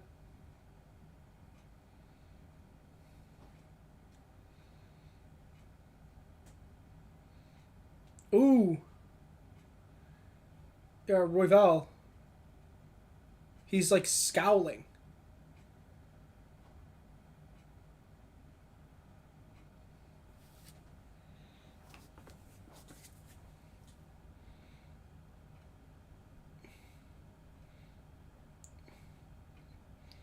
Ooh, that's bad. Yeah. Oh, even tighter. Ah. Yeah, man. Pantoja's quite such a good grappler, man. And that dichotomy between his striking and his ground game is what makes me a fan, at least. Nope, dragged right back. Arm in, rear naked choke.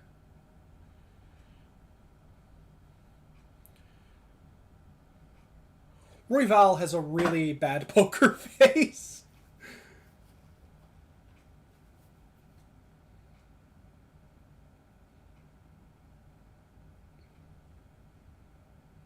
Yeah, he's just chilling on the back.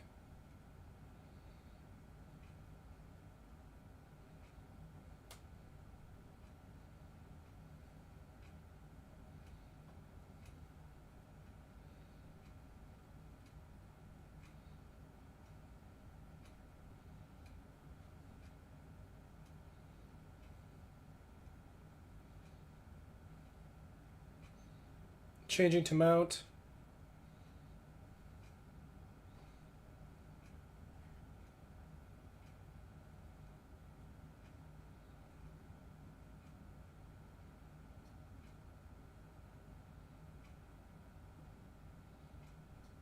Heel hook, heel hook, heel hook!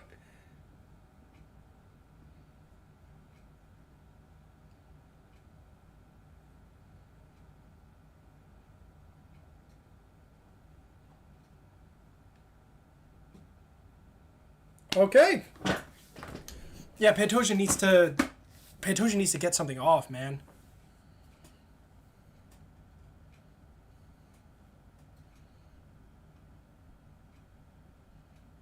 I think Pantoja just needs to revert back to buzzsaw mode and try and run through him. I think striking against the cage instead of takedowns, and instead doing takedowns in the open is better. Or I think it would striking against the cage will be more successful or get more results than the takedown, because Rival loves the footwork to avoid strikes, so taking away retreating is very important. And,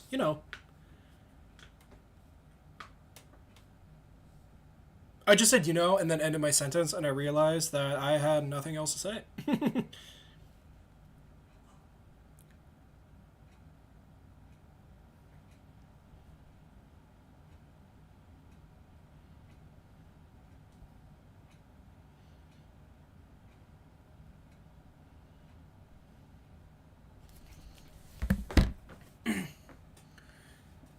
Pantoja, go!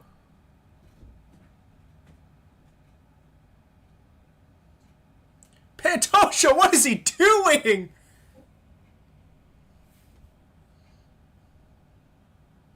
Oh, they're orthodox now. They're both southpaw.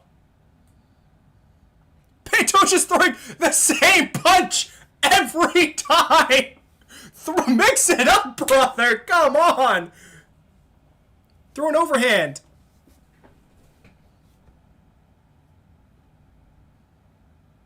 There we are.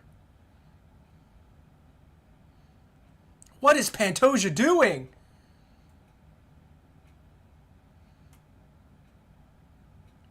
Pantoja looks like he's... Oh, man, what's up with him?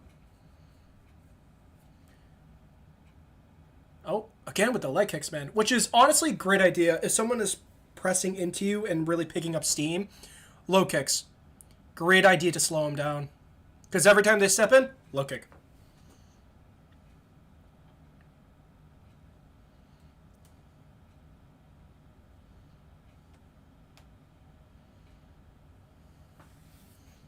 Nice. Oh, jeez, Pantoja! Why is he so tired? He was killing it back in the Moreno fight. Like, he's so tired here.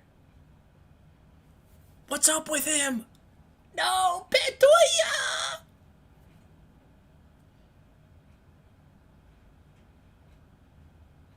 Oh, good body kick. Oh.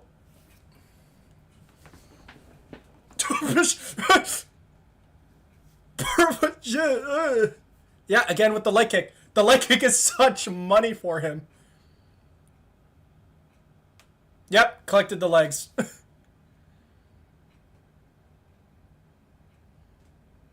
Locked hands.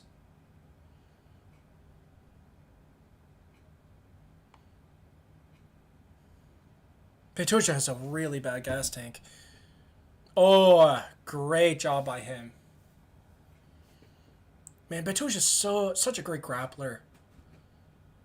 But man, he had such a bad gas tank. Was it the cut or something? Petusia is an older fighter. He's 33, and that's quite old for flyweight.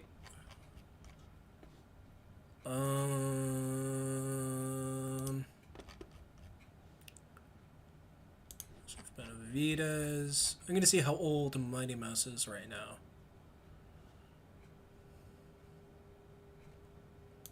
Demetrius Johnson. How old is DJ? He's 37! Yeah, like Tim Elliott is ancient, and he's still picking up W's. He's like the oldest fighter in flyweight. How old is he? 36, yeah. So like high end 36, 35s, like late 30s.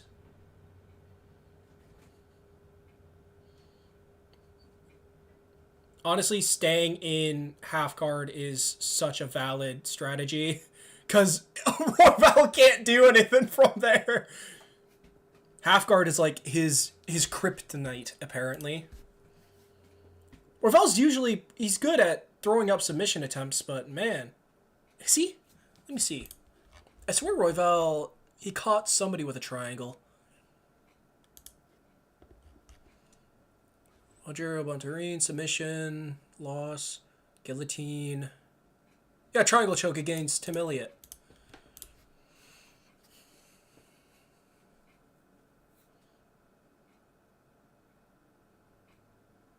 Going to full mount. Yep. Time to kill him. Maybe body triangle. Back to half guard.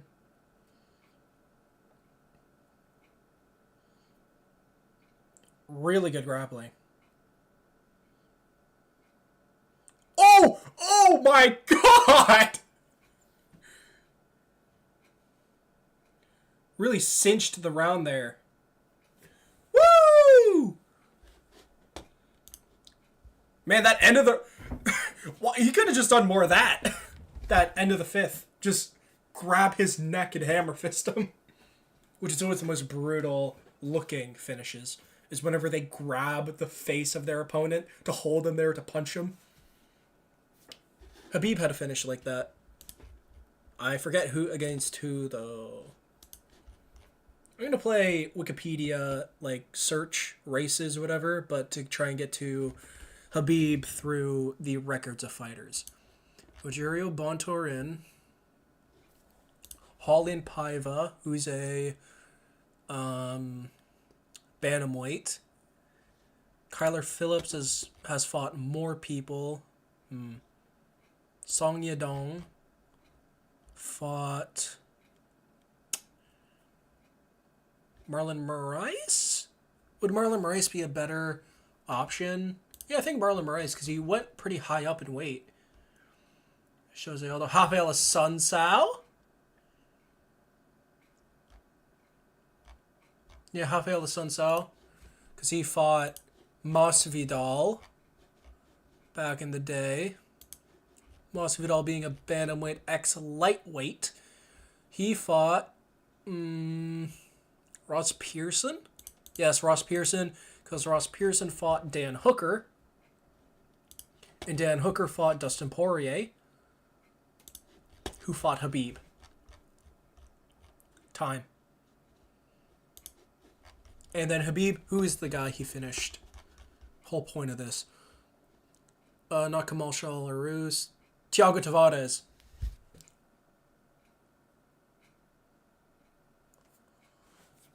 Or what? Yeah, it was Thiago Tavares.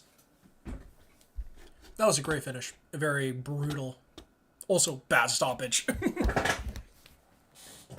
A good finish can also be a bad stoppage.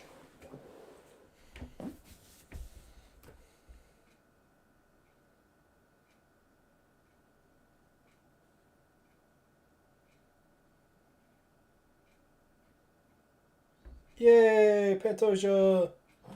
Now we could finally have him versus his dad for a fight.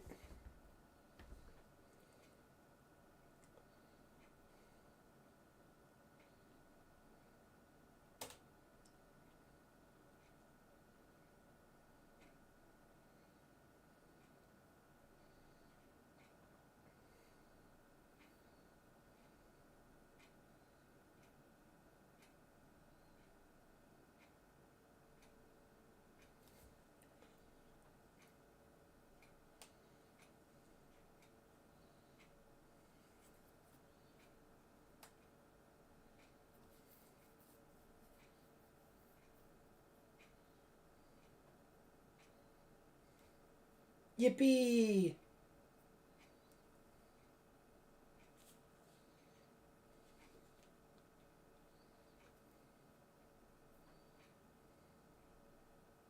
Thank you, Judd.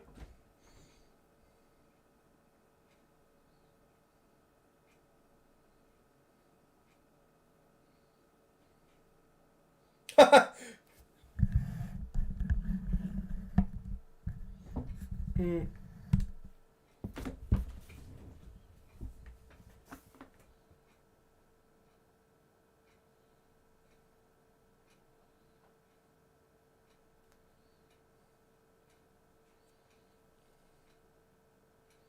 Aw, he's so cute. I love him.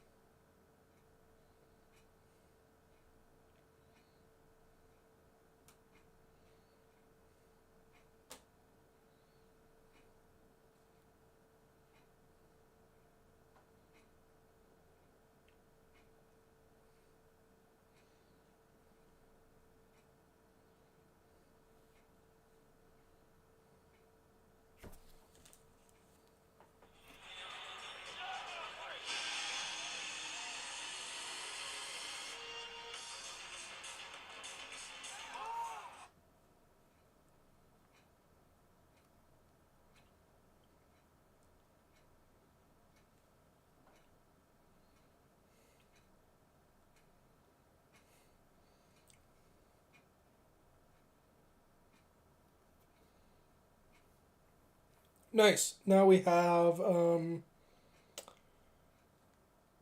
event, which is hopefully more exciting. But hey, it might have been boring as a fight for me, but I know the Jack Slack podcast the next day is going to be amazing. Look at Robbie Lawler. He looks so sophisticated now.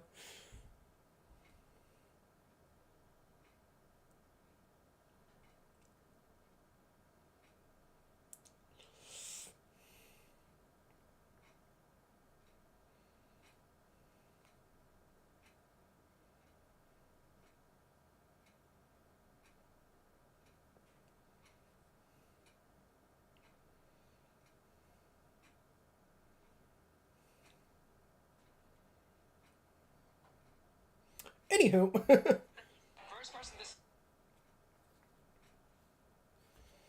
Yippee, Edwards.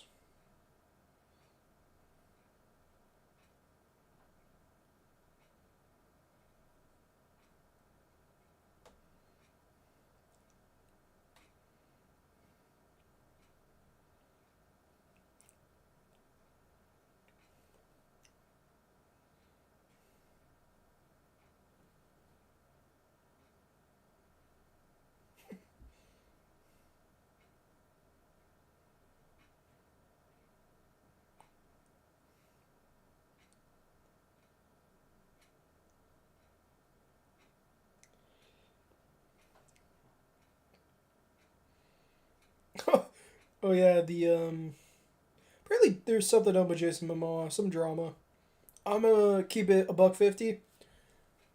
I'm certain to not care about drama because it's more effort than it's worth to stay in touch with it. So I no longer care.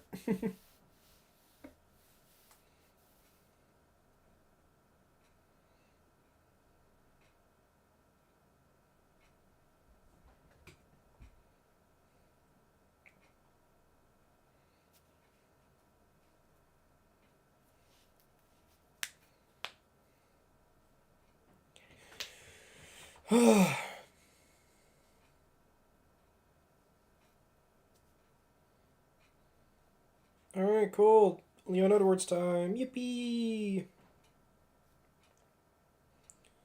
I love Leon Edwards.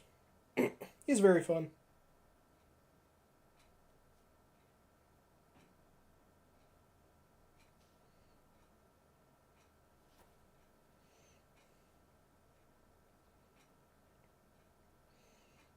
Nice.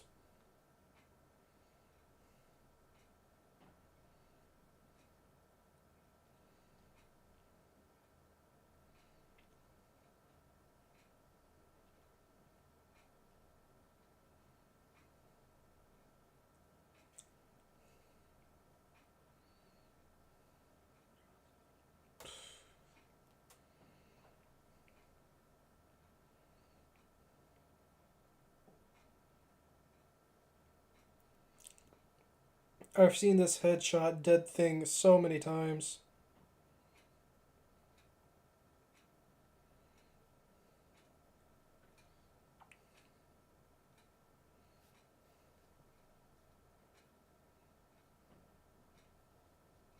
This is a great tidbit. Pandoja fights as if being knocked out isn't even a possibility. Very valid.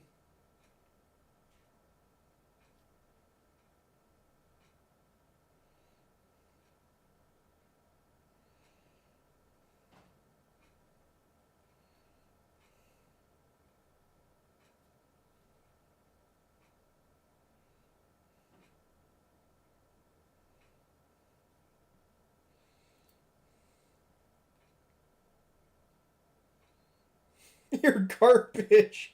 That's my favorite insult.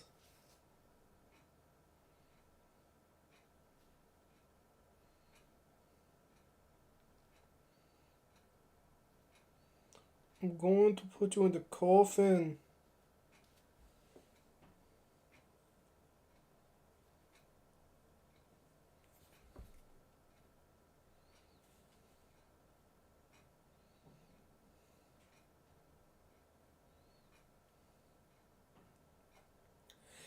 Yeah, is this a hot take? I don't respect Colby Covington.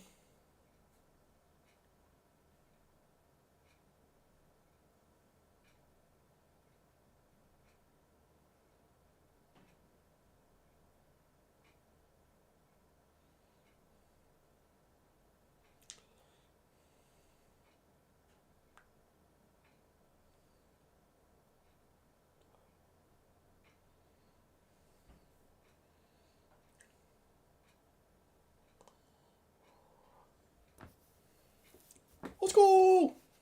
Edwards!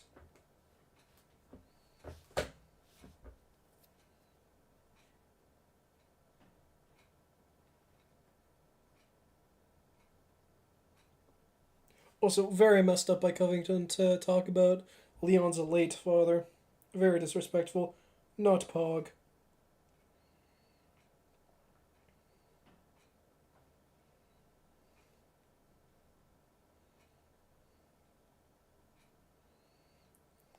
Also, Colby fans saying, "Oh my god, he's so good," or "He's exciting." It's like you can't rag on Leon not being exciting and then say Colby is exciting. Like in my eyes, they're the same level of exciting, and like this might be biased because I love clinch work. That might be the reason why I put them on the same tier. But man, Colby fights are just like the Jorge Masvidal one. Like, the most exciting thing was Masvidal dropping him and then doing nothing. And the Tyron Woodley one, oof. Both very boring and both really bad wins.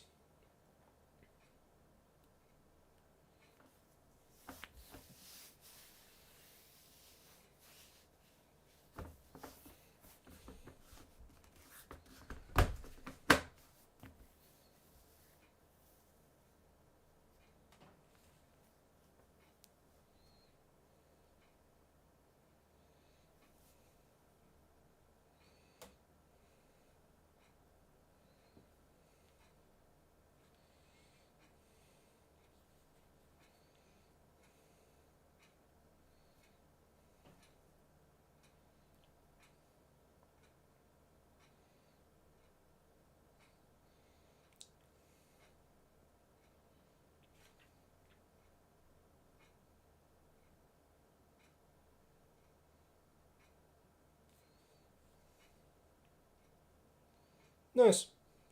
I just rewatched the Joshua McKay. Man.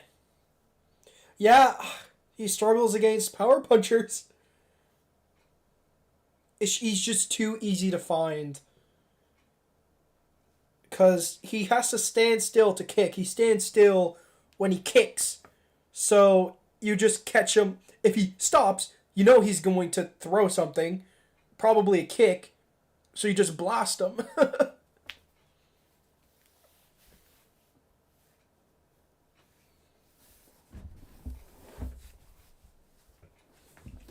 Yeah, but that was also at altitude in Salt Lake City.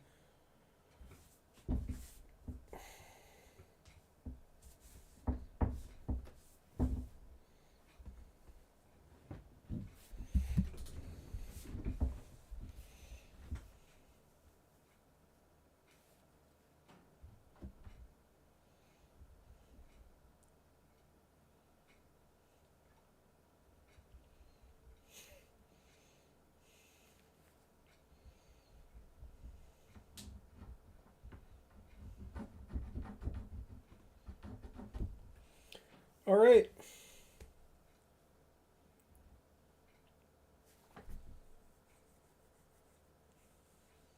Yeah, it's his third title shot off of Dong Hyun Kim, RDA, Damian Maya, both of which in like 2017. Then it's two losses to Usman, washed ass Woodley, washed ass Masvidal, and then a third title shot. It is the actual biggest scam in UFC history. This title shot. It's almost as bad as, oh, what's another really bad title shot? The first Jose Aldo title shot in bantamweight, and even then, it wasn't even that bad. Because it's Jose Aldo. Like the average ranking of his opponents is like 8. Or like 10 or something, man. He just didn't fight anybody.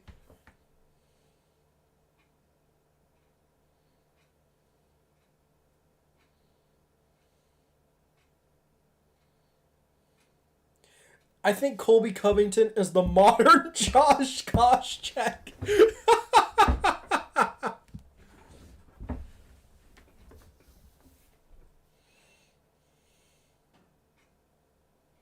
Where they're both really annoying. Pretty boring. Same style. You know? And they both challenge against one of the greatest welterweight of their times and lost twice.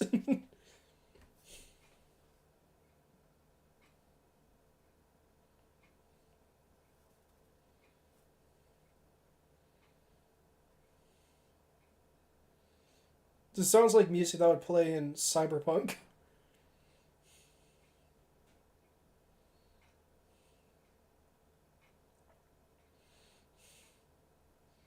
I want to see Fabian Edwards versus Covington. Fun fact, Leon Edwards' brother challenged for the Bellator light heavyweight title and lost to Lyoto. No, he didn't challenge. Did he challenge? I think he... Wait, let me check. I think he beat Lyoto Machida, and then he challenged for the belt. Yeah, he beat Lyoto Machida, Charlie Ward, Gegard Mousasi, and then lost to Johnny Eblen for the middleweight championship. Oh, I thought he was like heavyweight. I think that's because I saw him versus Lyoto Machida. My brain still thinks Lyoto is a light heavyweight, when in reality, that boy middleweight.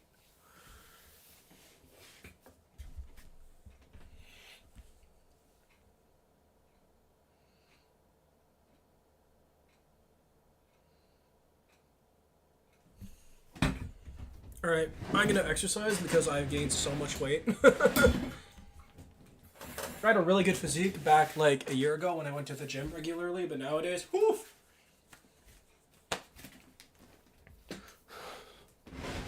Ooh-yah!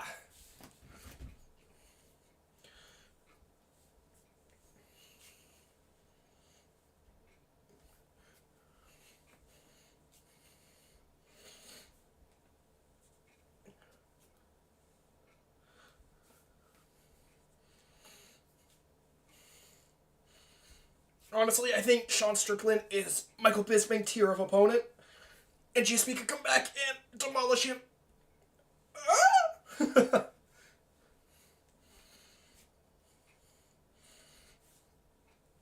Also, yeah, we just talked about how Leon Edwards took Usman down, and I think it's such a kick below the belt to Colby that he couldn't take Usman down in 10 rounds, and Leon Edwards did it in the first.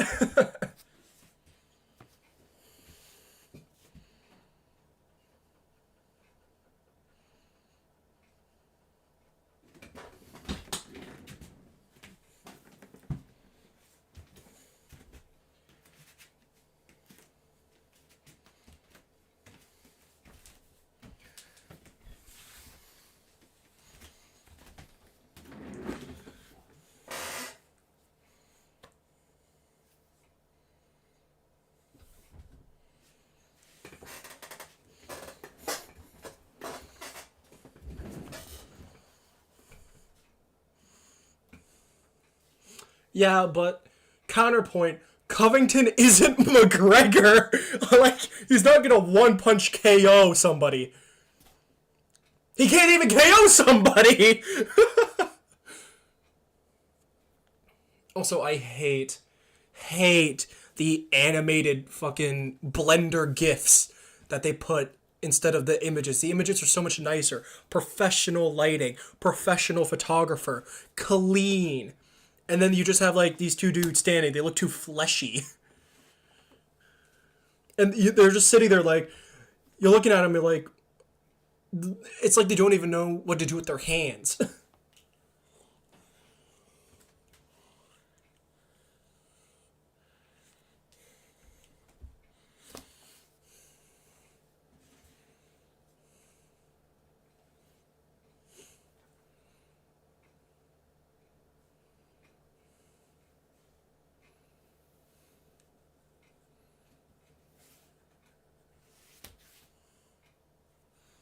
New Amsterdam vodka, 5 times distilled. XIX is like 3 times distilled. I don't even know. I don't remember. How much does a bottle of XIX vodka cost?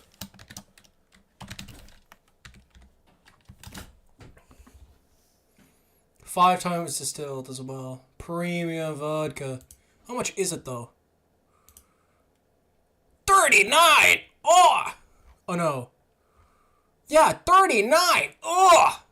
That's euros too! Which is like 40 Canadian, 100 Canadian maybe. Probably 130.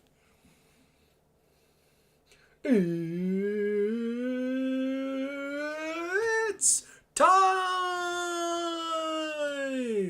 5 rounds. Undisputed UFC welterweight championship of the world. Fighting! Out of the blue corner, a mixed martial artist holding a professional record. 17 wins, 3 losses.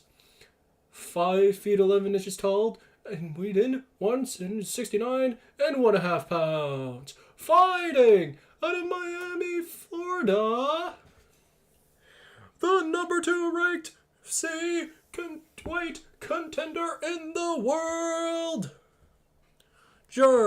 Colby Covington.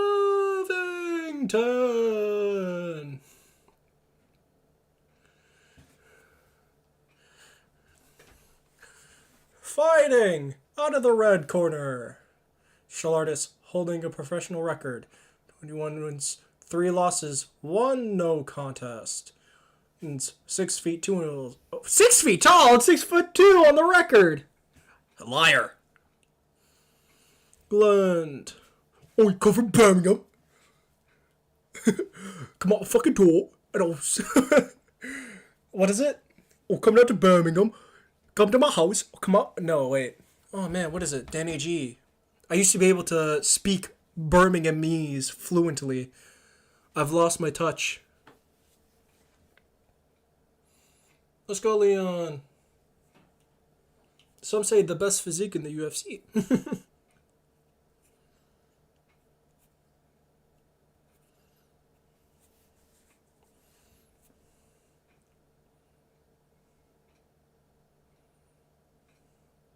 Yeah, Leon has like 3 inches on him.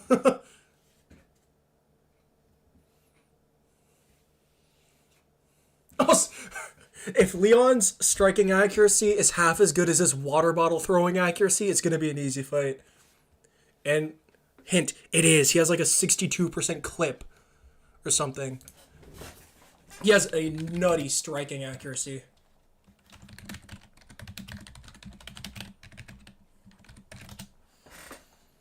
%53. Pretty good. I think the highest is by Alistair with like a 60 something. But he also doesn't throw that much, and a lot of it is on the ground. Accuracy. Oh man, 74! Jesus! Every 1 of 4 strikes lands for Overeem. Also, it's been a long time since I've had my heart pumping for a UFC fight. I just want Edwards to win so bad, you know? A much more reserved Covington so far.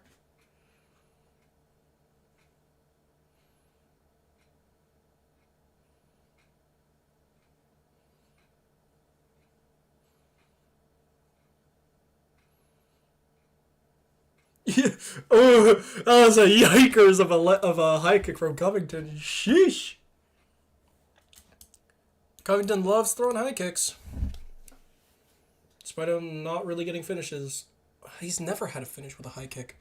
He's only had finishes by punches, but that's just due to a culmination of strikes, similar to Holloway.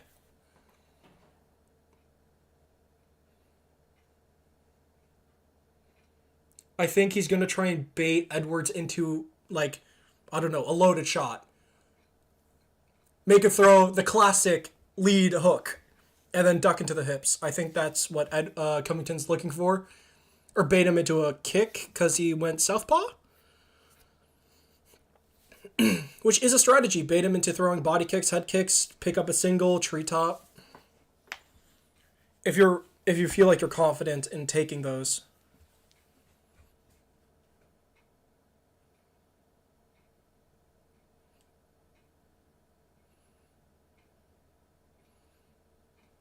Alright, switching to southpaw. Yep, feinting the body kick. It's good.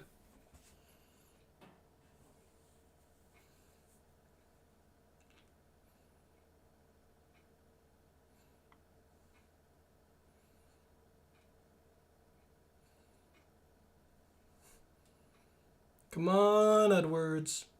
Yay!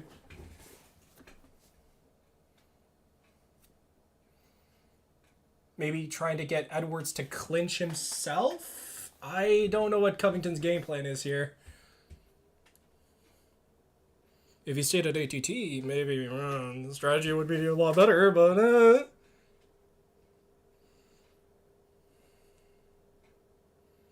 nice.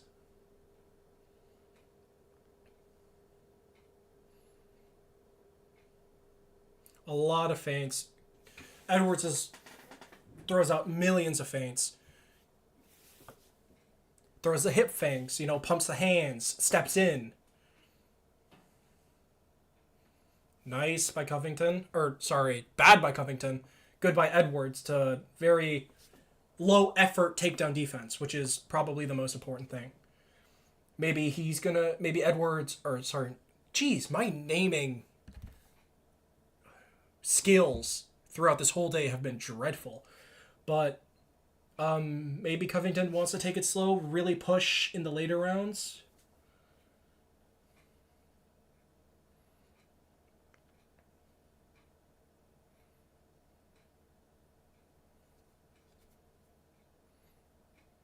Kick to the liver.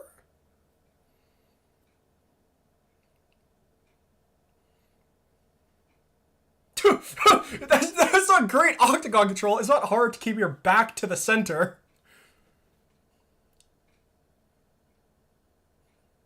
It's more about the fact he's moving diagonally and cutting angles. Like Covington's circling. I'm going to move diagonally to cut him off and also push him to the fence, corralling him to the cage. Good. Front kicks up the middle. Money.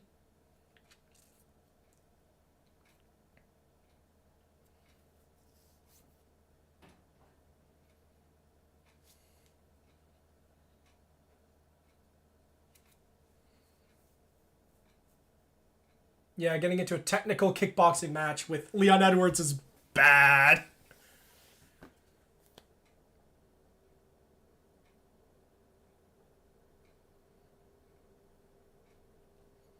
Yeah, it's like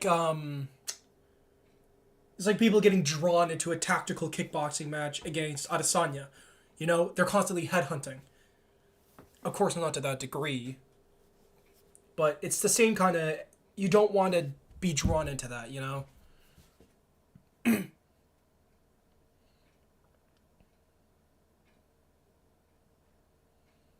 Yeah, Leon is very conservative and very patient with his fighting styles, so it's not a very good strategy to fight a low pace fight with Edwards because he'll pick you apart from range. Also, working the leg is a great idea. This helps slows the takedowns. Can't really dive in. Not really doesn't let them sit on their punches as well. And against, I've been saying it all night. You're fighting a pressure fighter, leg kick to slow him down. Every time they step in, bang, leg kick. Makes him take a pause. A perfect example of this, first fight against Volkanovski Holloway.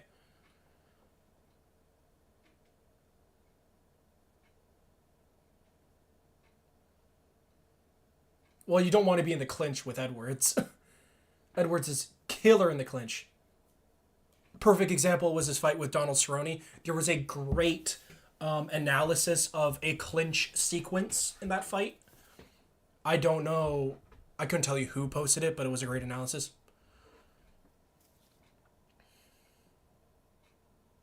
Nice. Work the leg.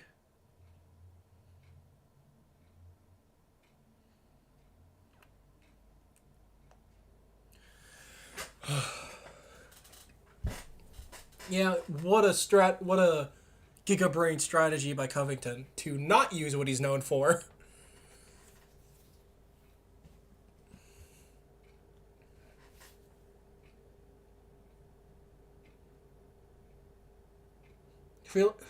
I trying to see if Edwards is setting something up, because he's definitely not setting up the head kick. Because if he was, he would be constantly switching to the open side.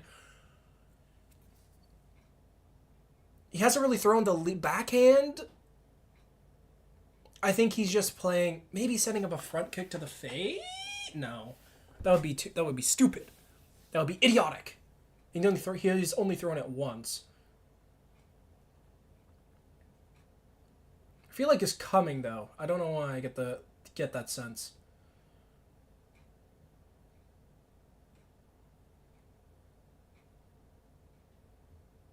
Nice. Shin to shin. If you think you're better than them, why not shin to shin? Tony Ferguson, a great example of that being effective.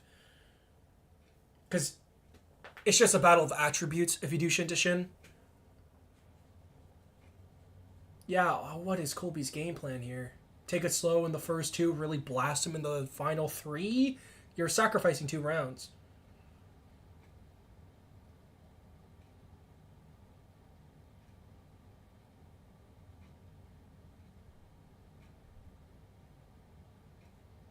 Yep. Head kick on the closed side is a strategy. I mean, Crow Cop does it. It can work. Open side is where the head kicks money, though. I think maybe Covington is not fighting the way he usually does because Edwards is so good at throwing techniques that catch wrestlers. Head kicks. If you're ducking in, head kick will catch you, especially on the open side. Edwards is great at knees. He'll drag you up to a clinch, throw elbows. Maybe that's what that's why Covington's not really pushing the pace with his wrestling.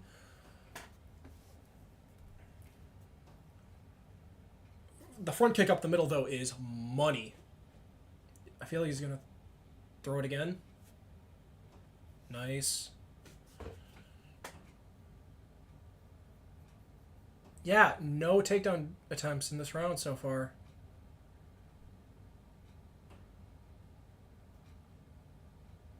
What is he doing?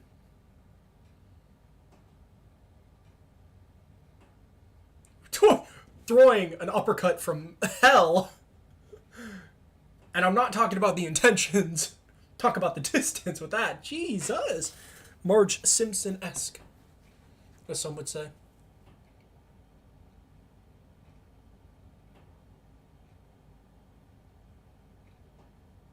It's a lot of stance switching from Edwards so far. Going to the southpaw, making it closed.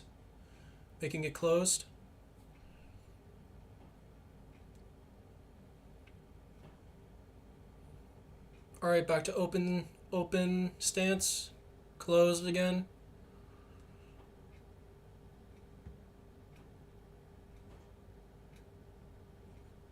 Whenever it goes to that open stance, whenever Leon goes orthodox, he throws the lead hook. He hasn't thrown the lead hook from southpaw. Oh, I think it might be the stance switching from Edwards that's giving him problems. Covington problems.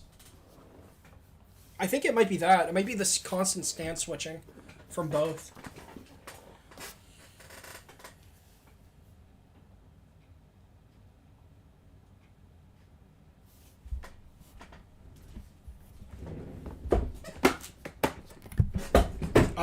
I called it. Takedowns off the lead hooks. Seems like a game plan.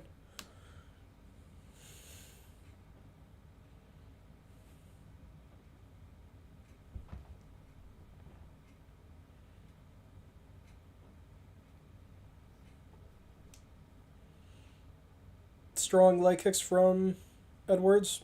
Exceptional. Great idea against anybody who's trying to press forward. Wrestlers, strikers, great idea to kick the legs, especially calf kicks.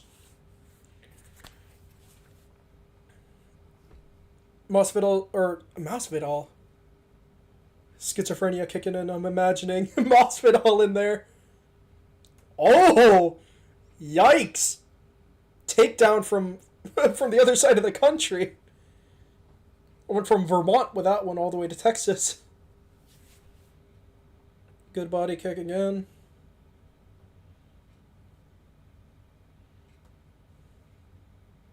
Well, going into the clinch in dirty boxing, Edwards makes the clinch clean with posting, grabbing the wrist, folding elbows over the top, knees, trips. His clinch work is absolutely phenomenal.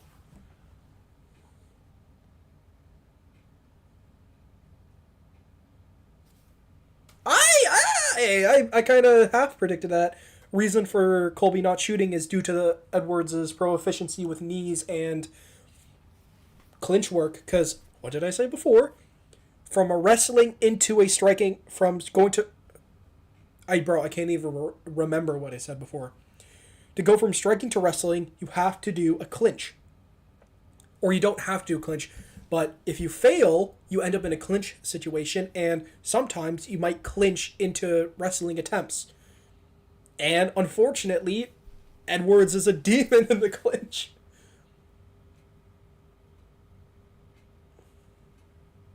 Again with the leg kick, tried to pick it up. I mean, very clean fight from Edwards.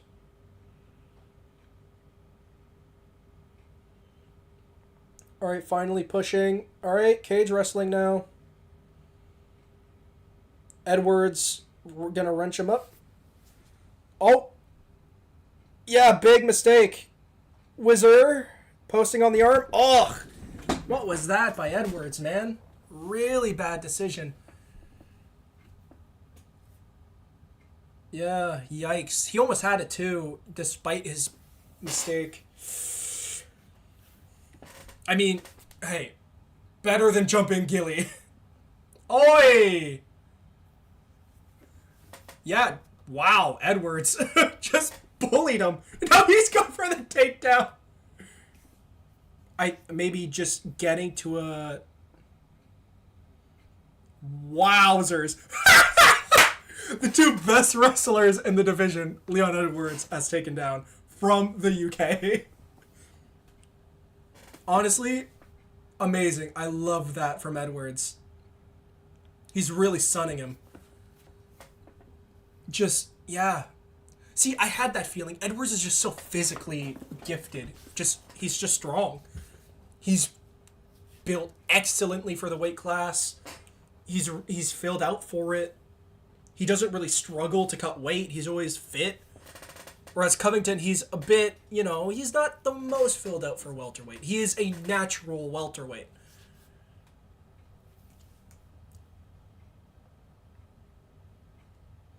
Yeah, Edwards, with his defense, is very much like minor movements to just barely be out of range.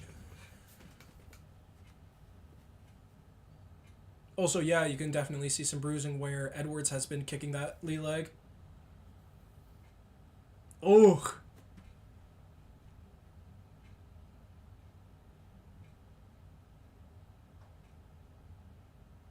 It is Covington's last crack, because after this it's Bilal and Shavkat, which are much more interesting fights. The clinching battle that Shavkat versus Edwards will be marvelous. Muhammad, I hope to God, Leon Edwards finishes him so we can finally stop watching Bilal Muhammad fights. His fight against Sean Brady was fun, and his fight against Diego Lima was pretty fun. But man, the Thompson is in the Luque, not the most exciting.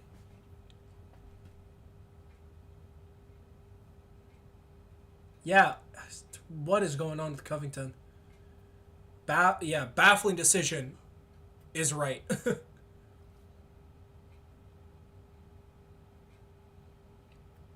feel like Leon's loading up for a shot.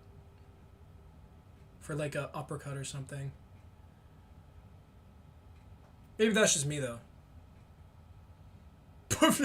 What was that? I mean, yeah. If you're against the fence, there's 3 ways you can go. Left, right, and through. A great example of going through is Yoel Romero. Yoel Romero's favorite thing was going through his opponent. Flying knees, shooting takedowns, overhands. Examples of going, using lateral movement, Adesanya, of course. So yeah, feinting a flying knee, and then if they back up, well, you've done your mission. You got off the fence. Also, Khabib is 35?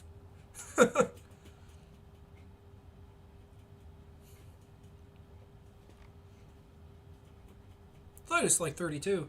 I think 32 is when. Yeah, 32 was when he beat Gaethje. Eh?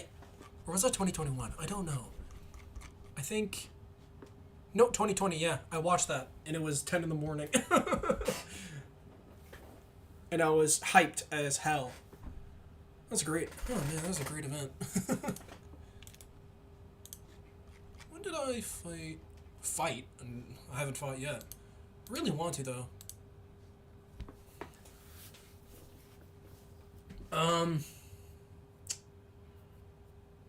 Yeah, I definitely think Edwards is going to ramp it up, look for the finish in the later rounds, because he's already banged 3. I mean, why not? It's not like Covington's going to KO you. And Covington has proven to be susceptible to getting knocked out, is what I'd say. Because looking for the KO against Nate Diaz or Shavkat, you're not going to get it, buddy.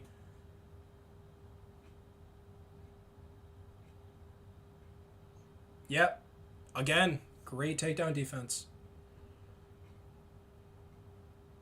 Darce. Oh, Darce. Push! He's against the fence. Push, Edwards. Push! Picking up the leg, checking, finally.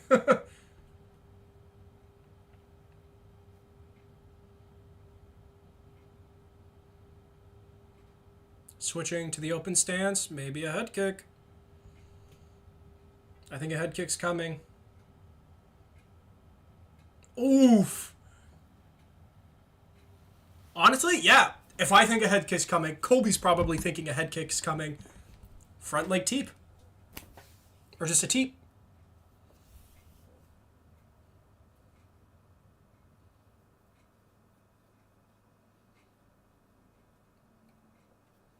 Head kick coming again.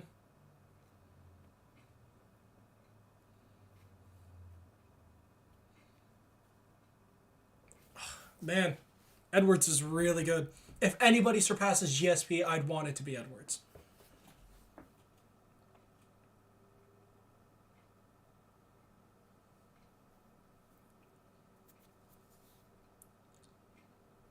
Oh. Again with the front kick. It's Colby.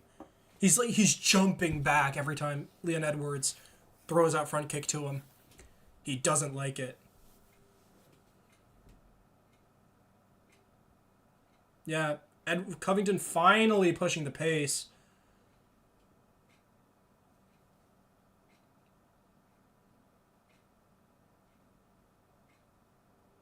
Wow, just got the wizard. Wow. This is some great takedown defense. And again, gonna go for the Darce, maybe.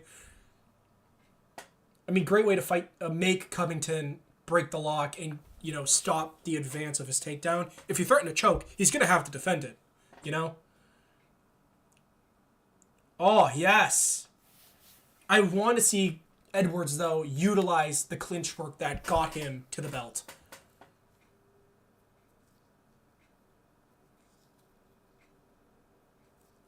What? Stopping?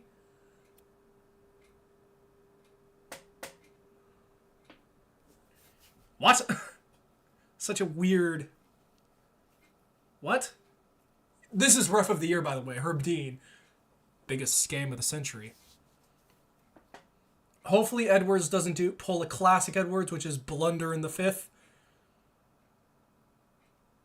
He always does exceptionally for the first 90% of the fight, and then he starts to just fall apart near the end. He does it always. He did it against Nelson, Diaz. Like, everybody who's fought Leon Edwards has had an excellent last round. Yep. Oh, my lord. Right to the back. Okay, mistake by Edwards. But I think it's safe to say Edwards is going to get out of this. Either just exploding to the feet. He's had baseball grip. There we are. Nice, Edwards. Oh, great. Knee to the body.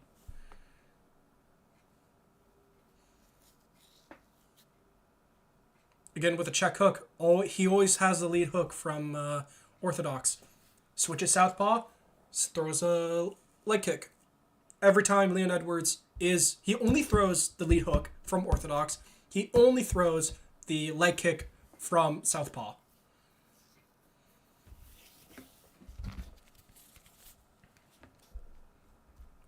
Very questionable performance from Covington.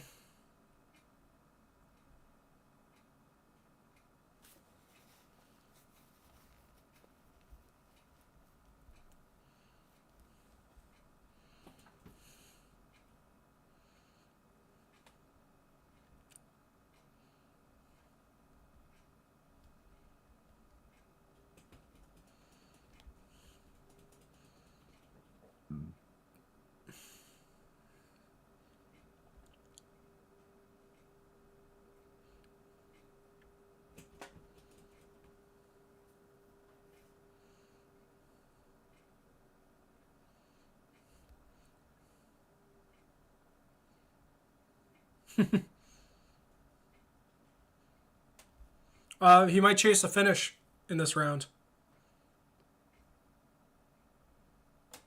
You should chase the finish in this round, I think.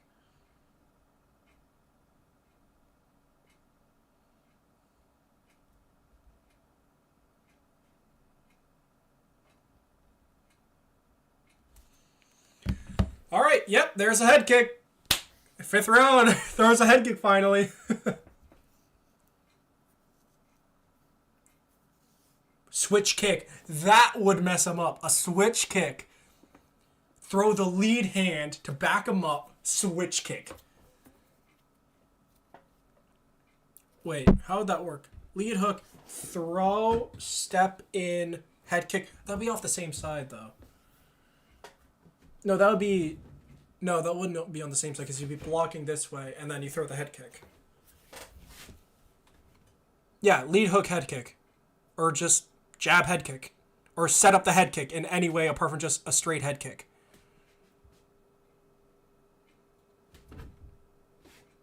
Edwards immediately to the fence. Perfect.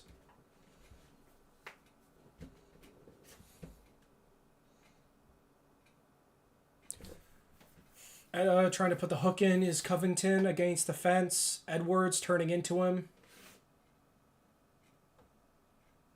Edwards, yep, turning in. He needs to stand up first, then turn in, though. Trying to pull him down. Covington barely budged. Edwards turns into him, pushes him to the fence. Goes for a takedown of his own, a trip. Fails. Wow. To the back! Edwards. Got his hooks in. Nice.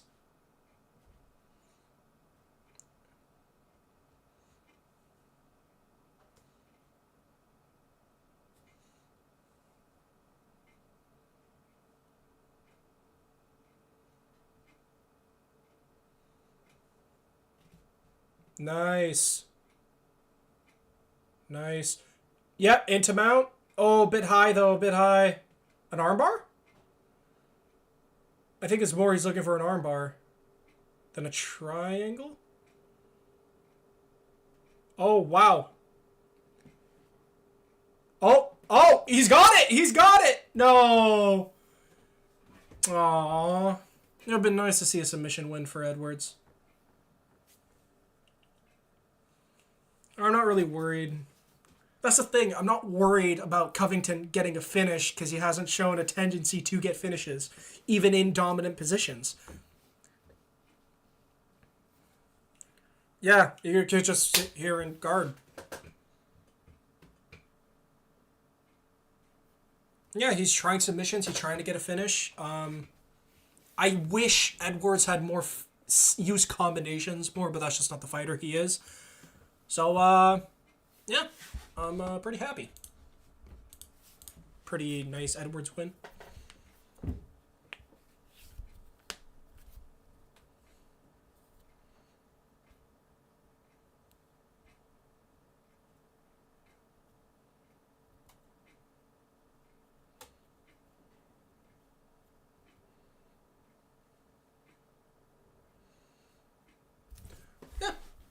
Just a great Edwards performance. Not much else to say about it. 4 rounds of domination, lose the 5th. Classic Edwards. He does it every time.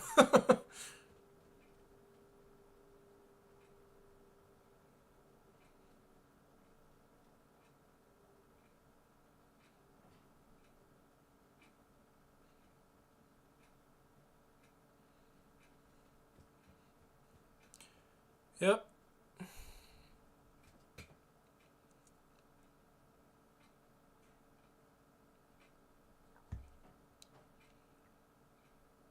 Yeah, it was just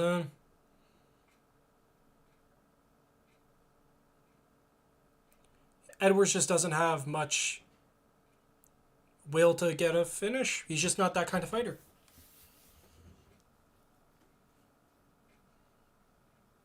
Edwards fights tactically, you know? Similar to GSP. If the finish presents itself, hey, they'll get it. Like, they're not opposed to it, but otherwise, they don't really care. And honestly, valid.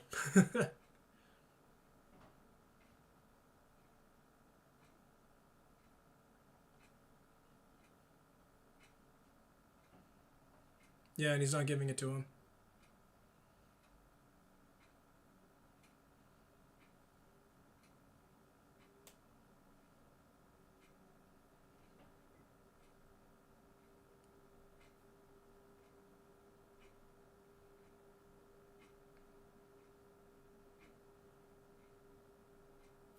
Classic. What do you say? It's a classic Leon Edwards performance. It's classic Edwards, which is 4 rounds of domination. You know, clean striking, glimpses of brilliance, and then the 5th round he shits the bed. It's every Leon Edwards fight. You know.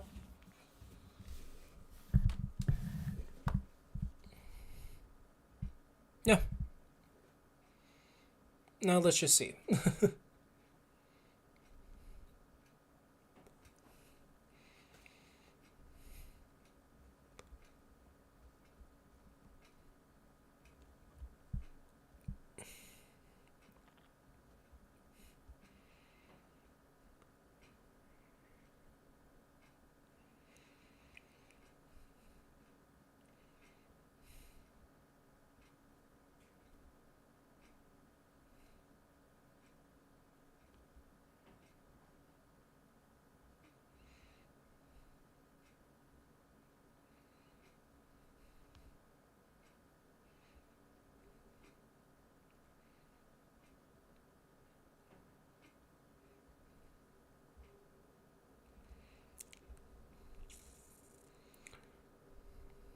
All right, sick. Yeah.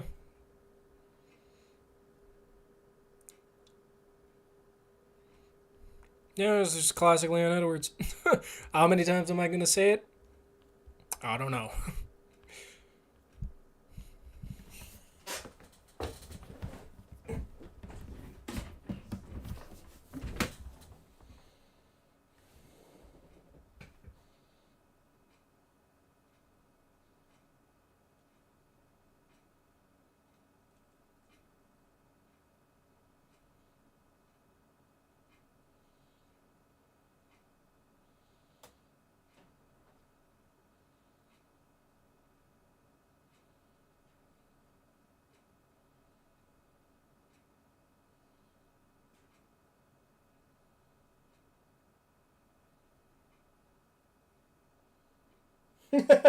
He's so happy. I mean, it doesn't really matter what the fight is, in my opinion. Leon is such a nice guy.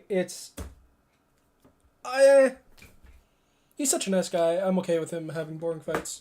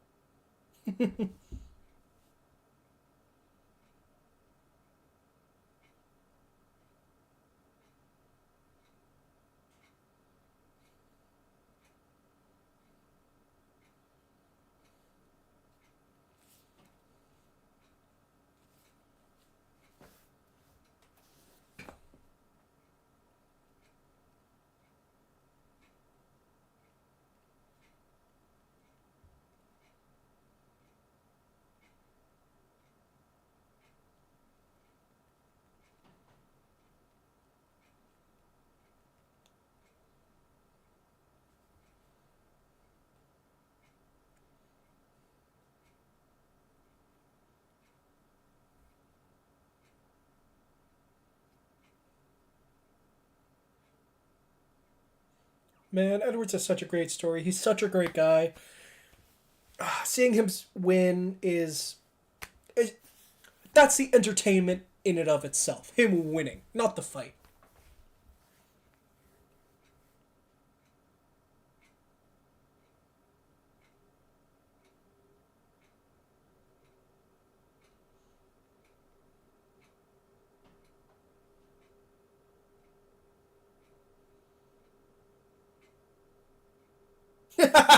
Just a deadbeat human being. Honestly, nice. Yay, Leon!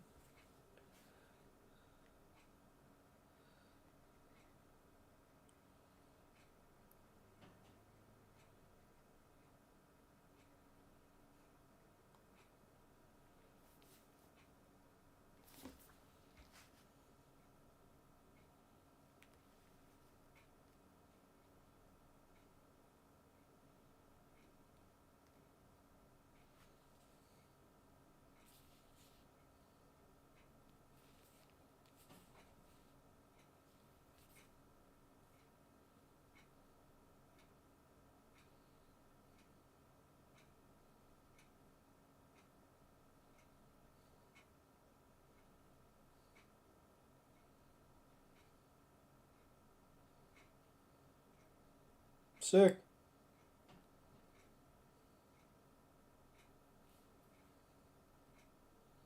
I see a scratch on his nose.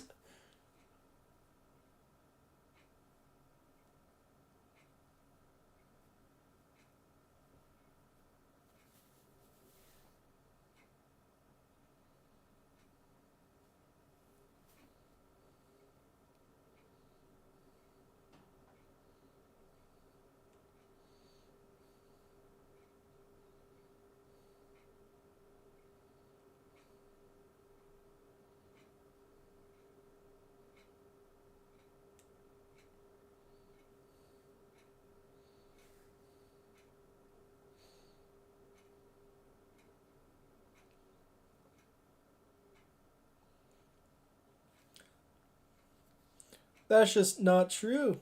If he did actually fight anybody anywhere, he would have fought goddamn Shavkat.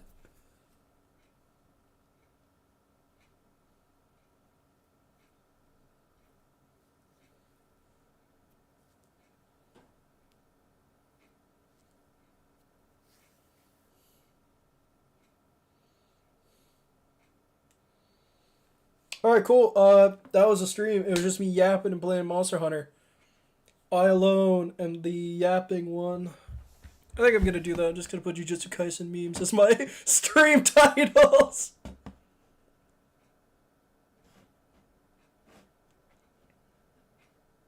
Okay, well, ciao. Smooches as usual, because I have no idea how to end streams. Bye bye.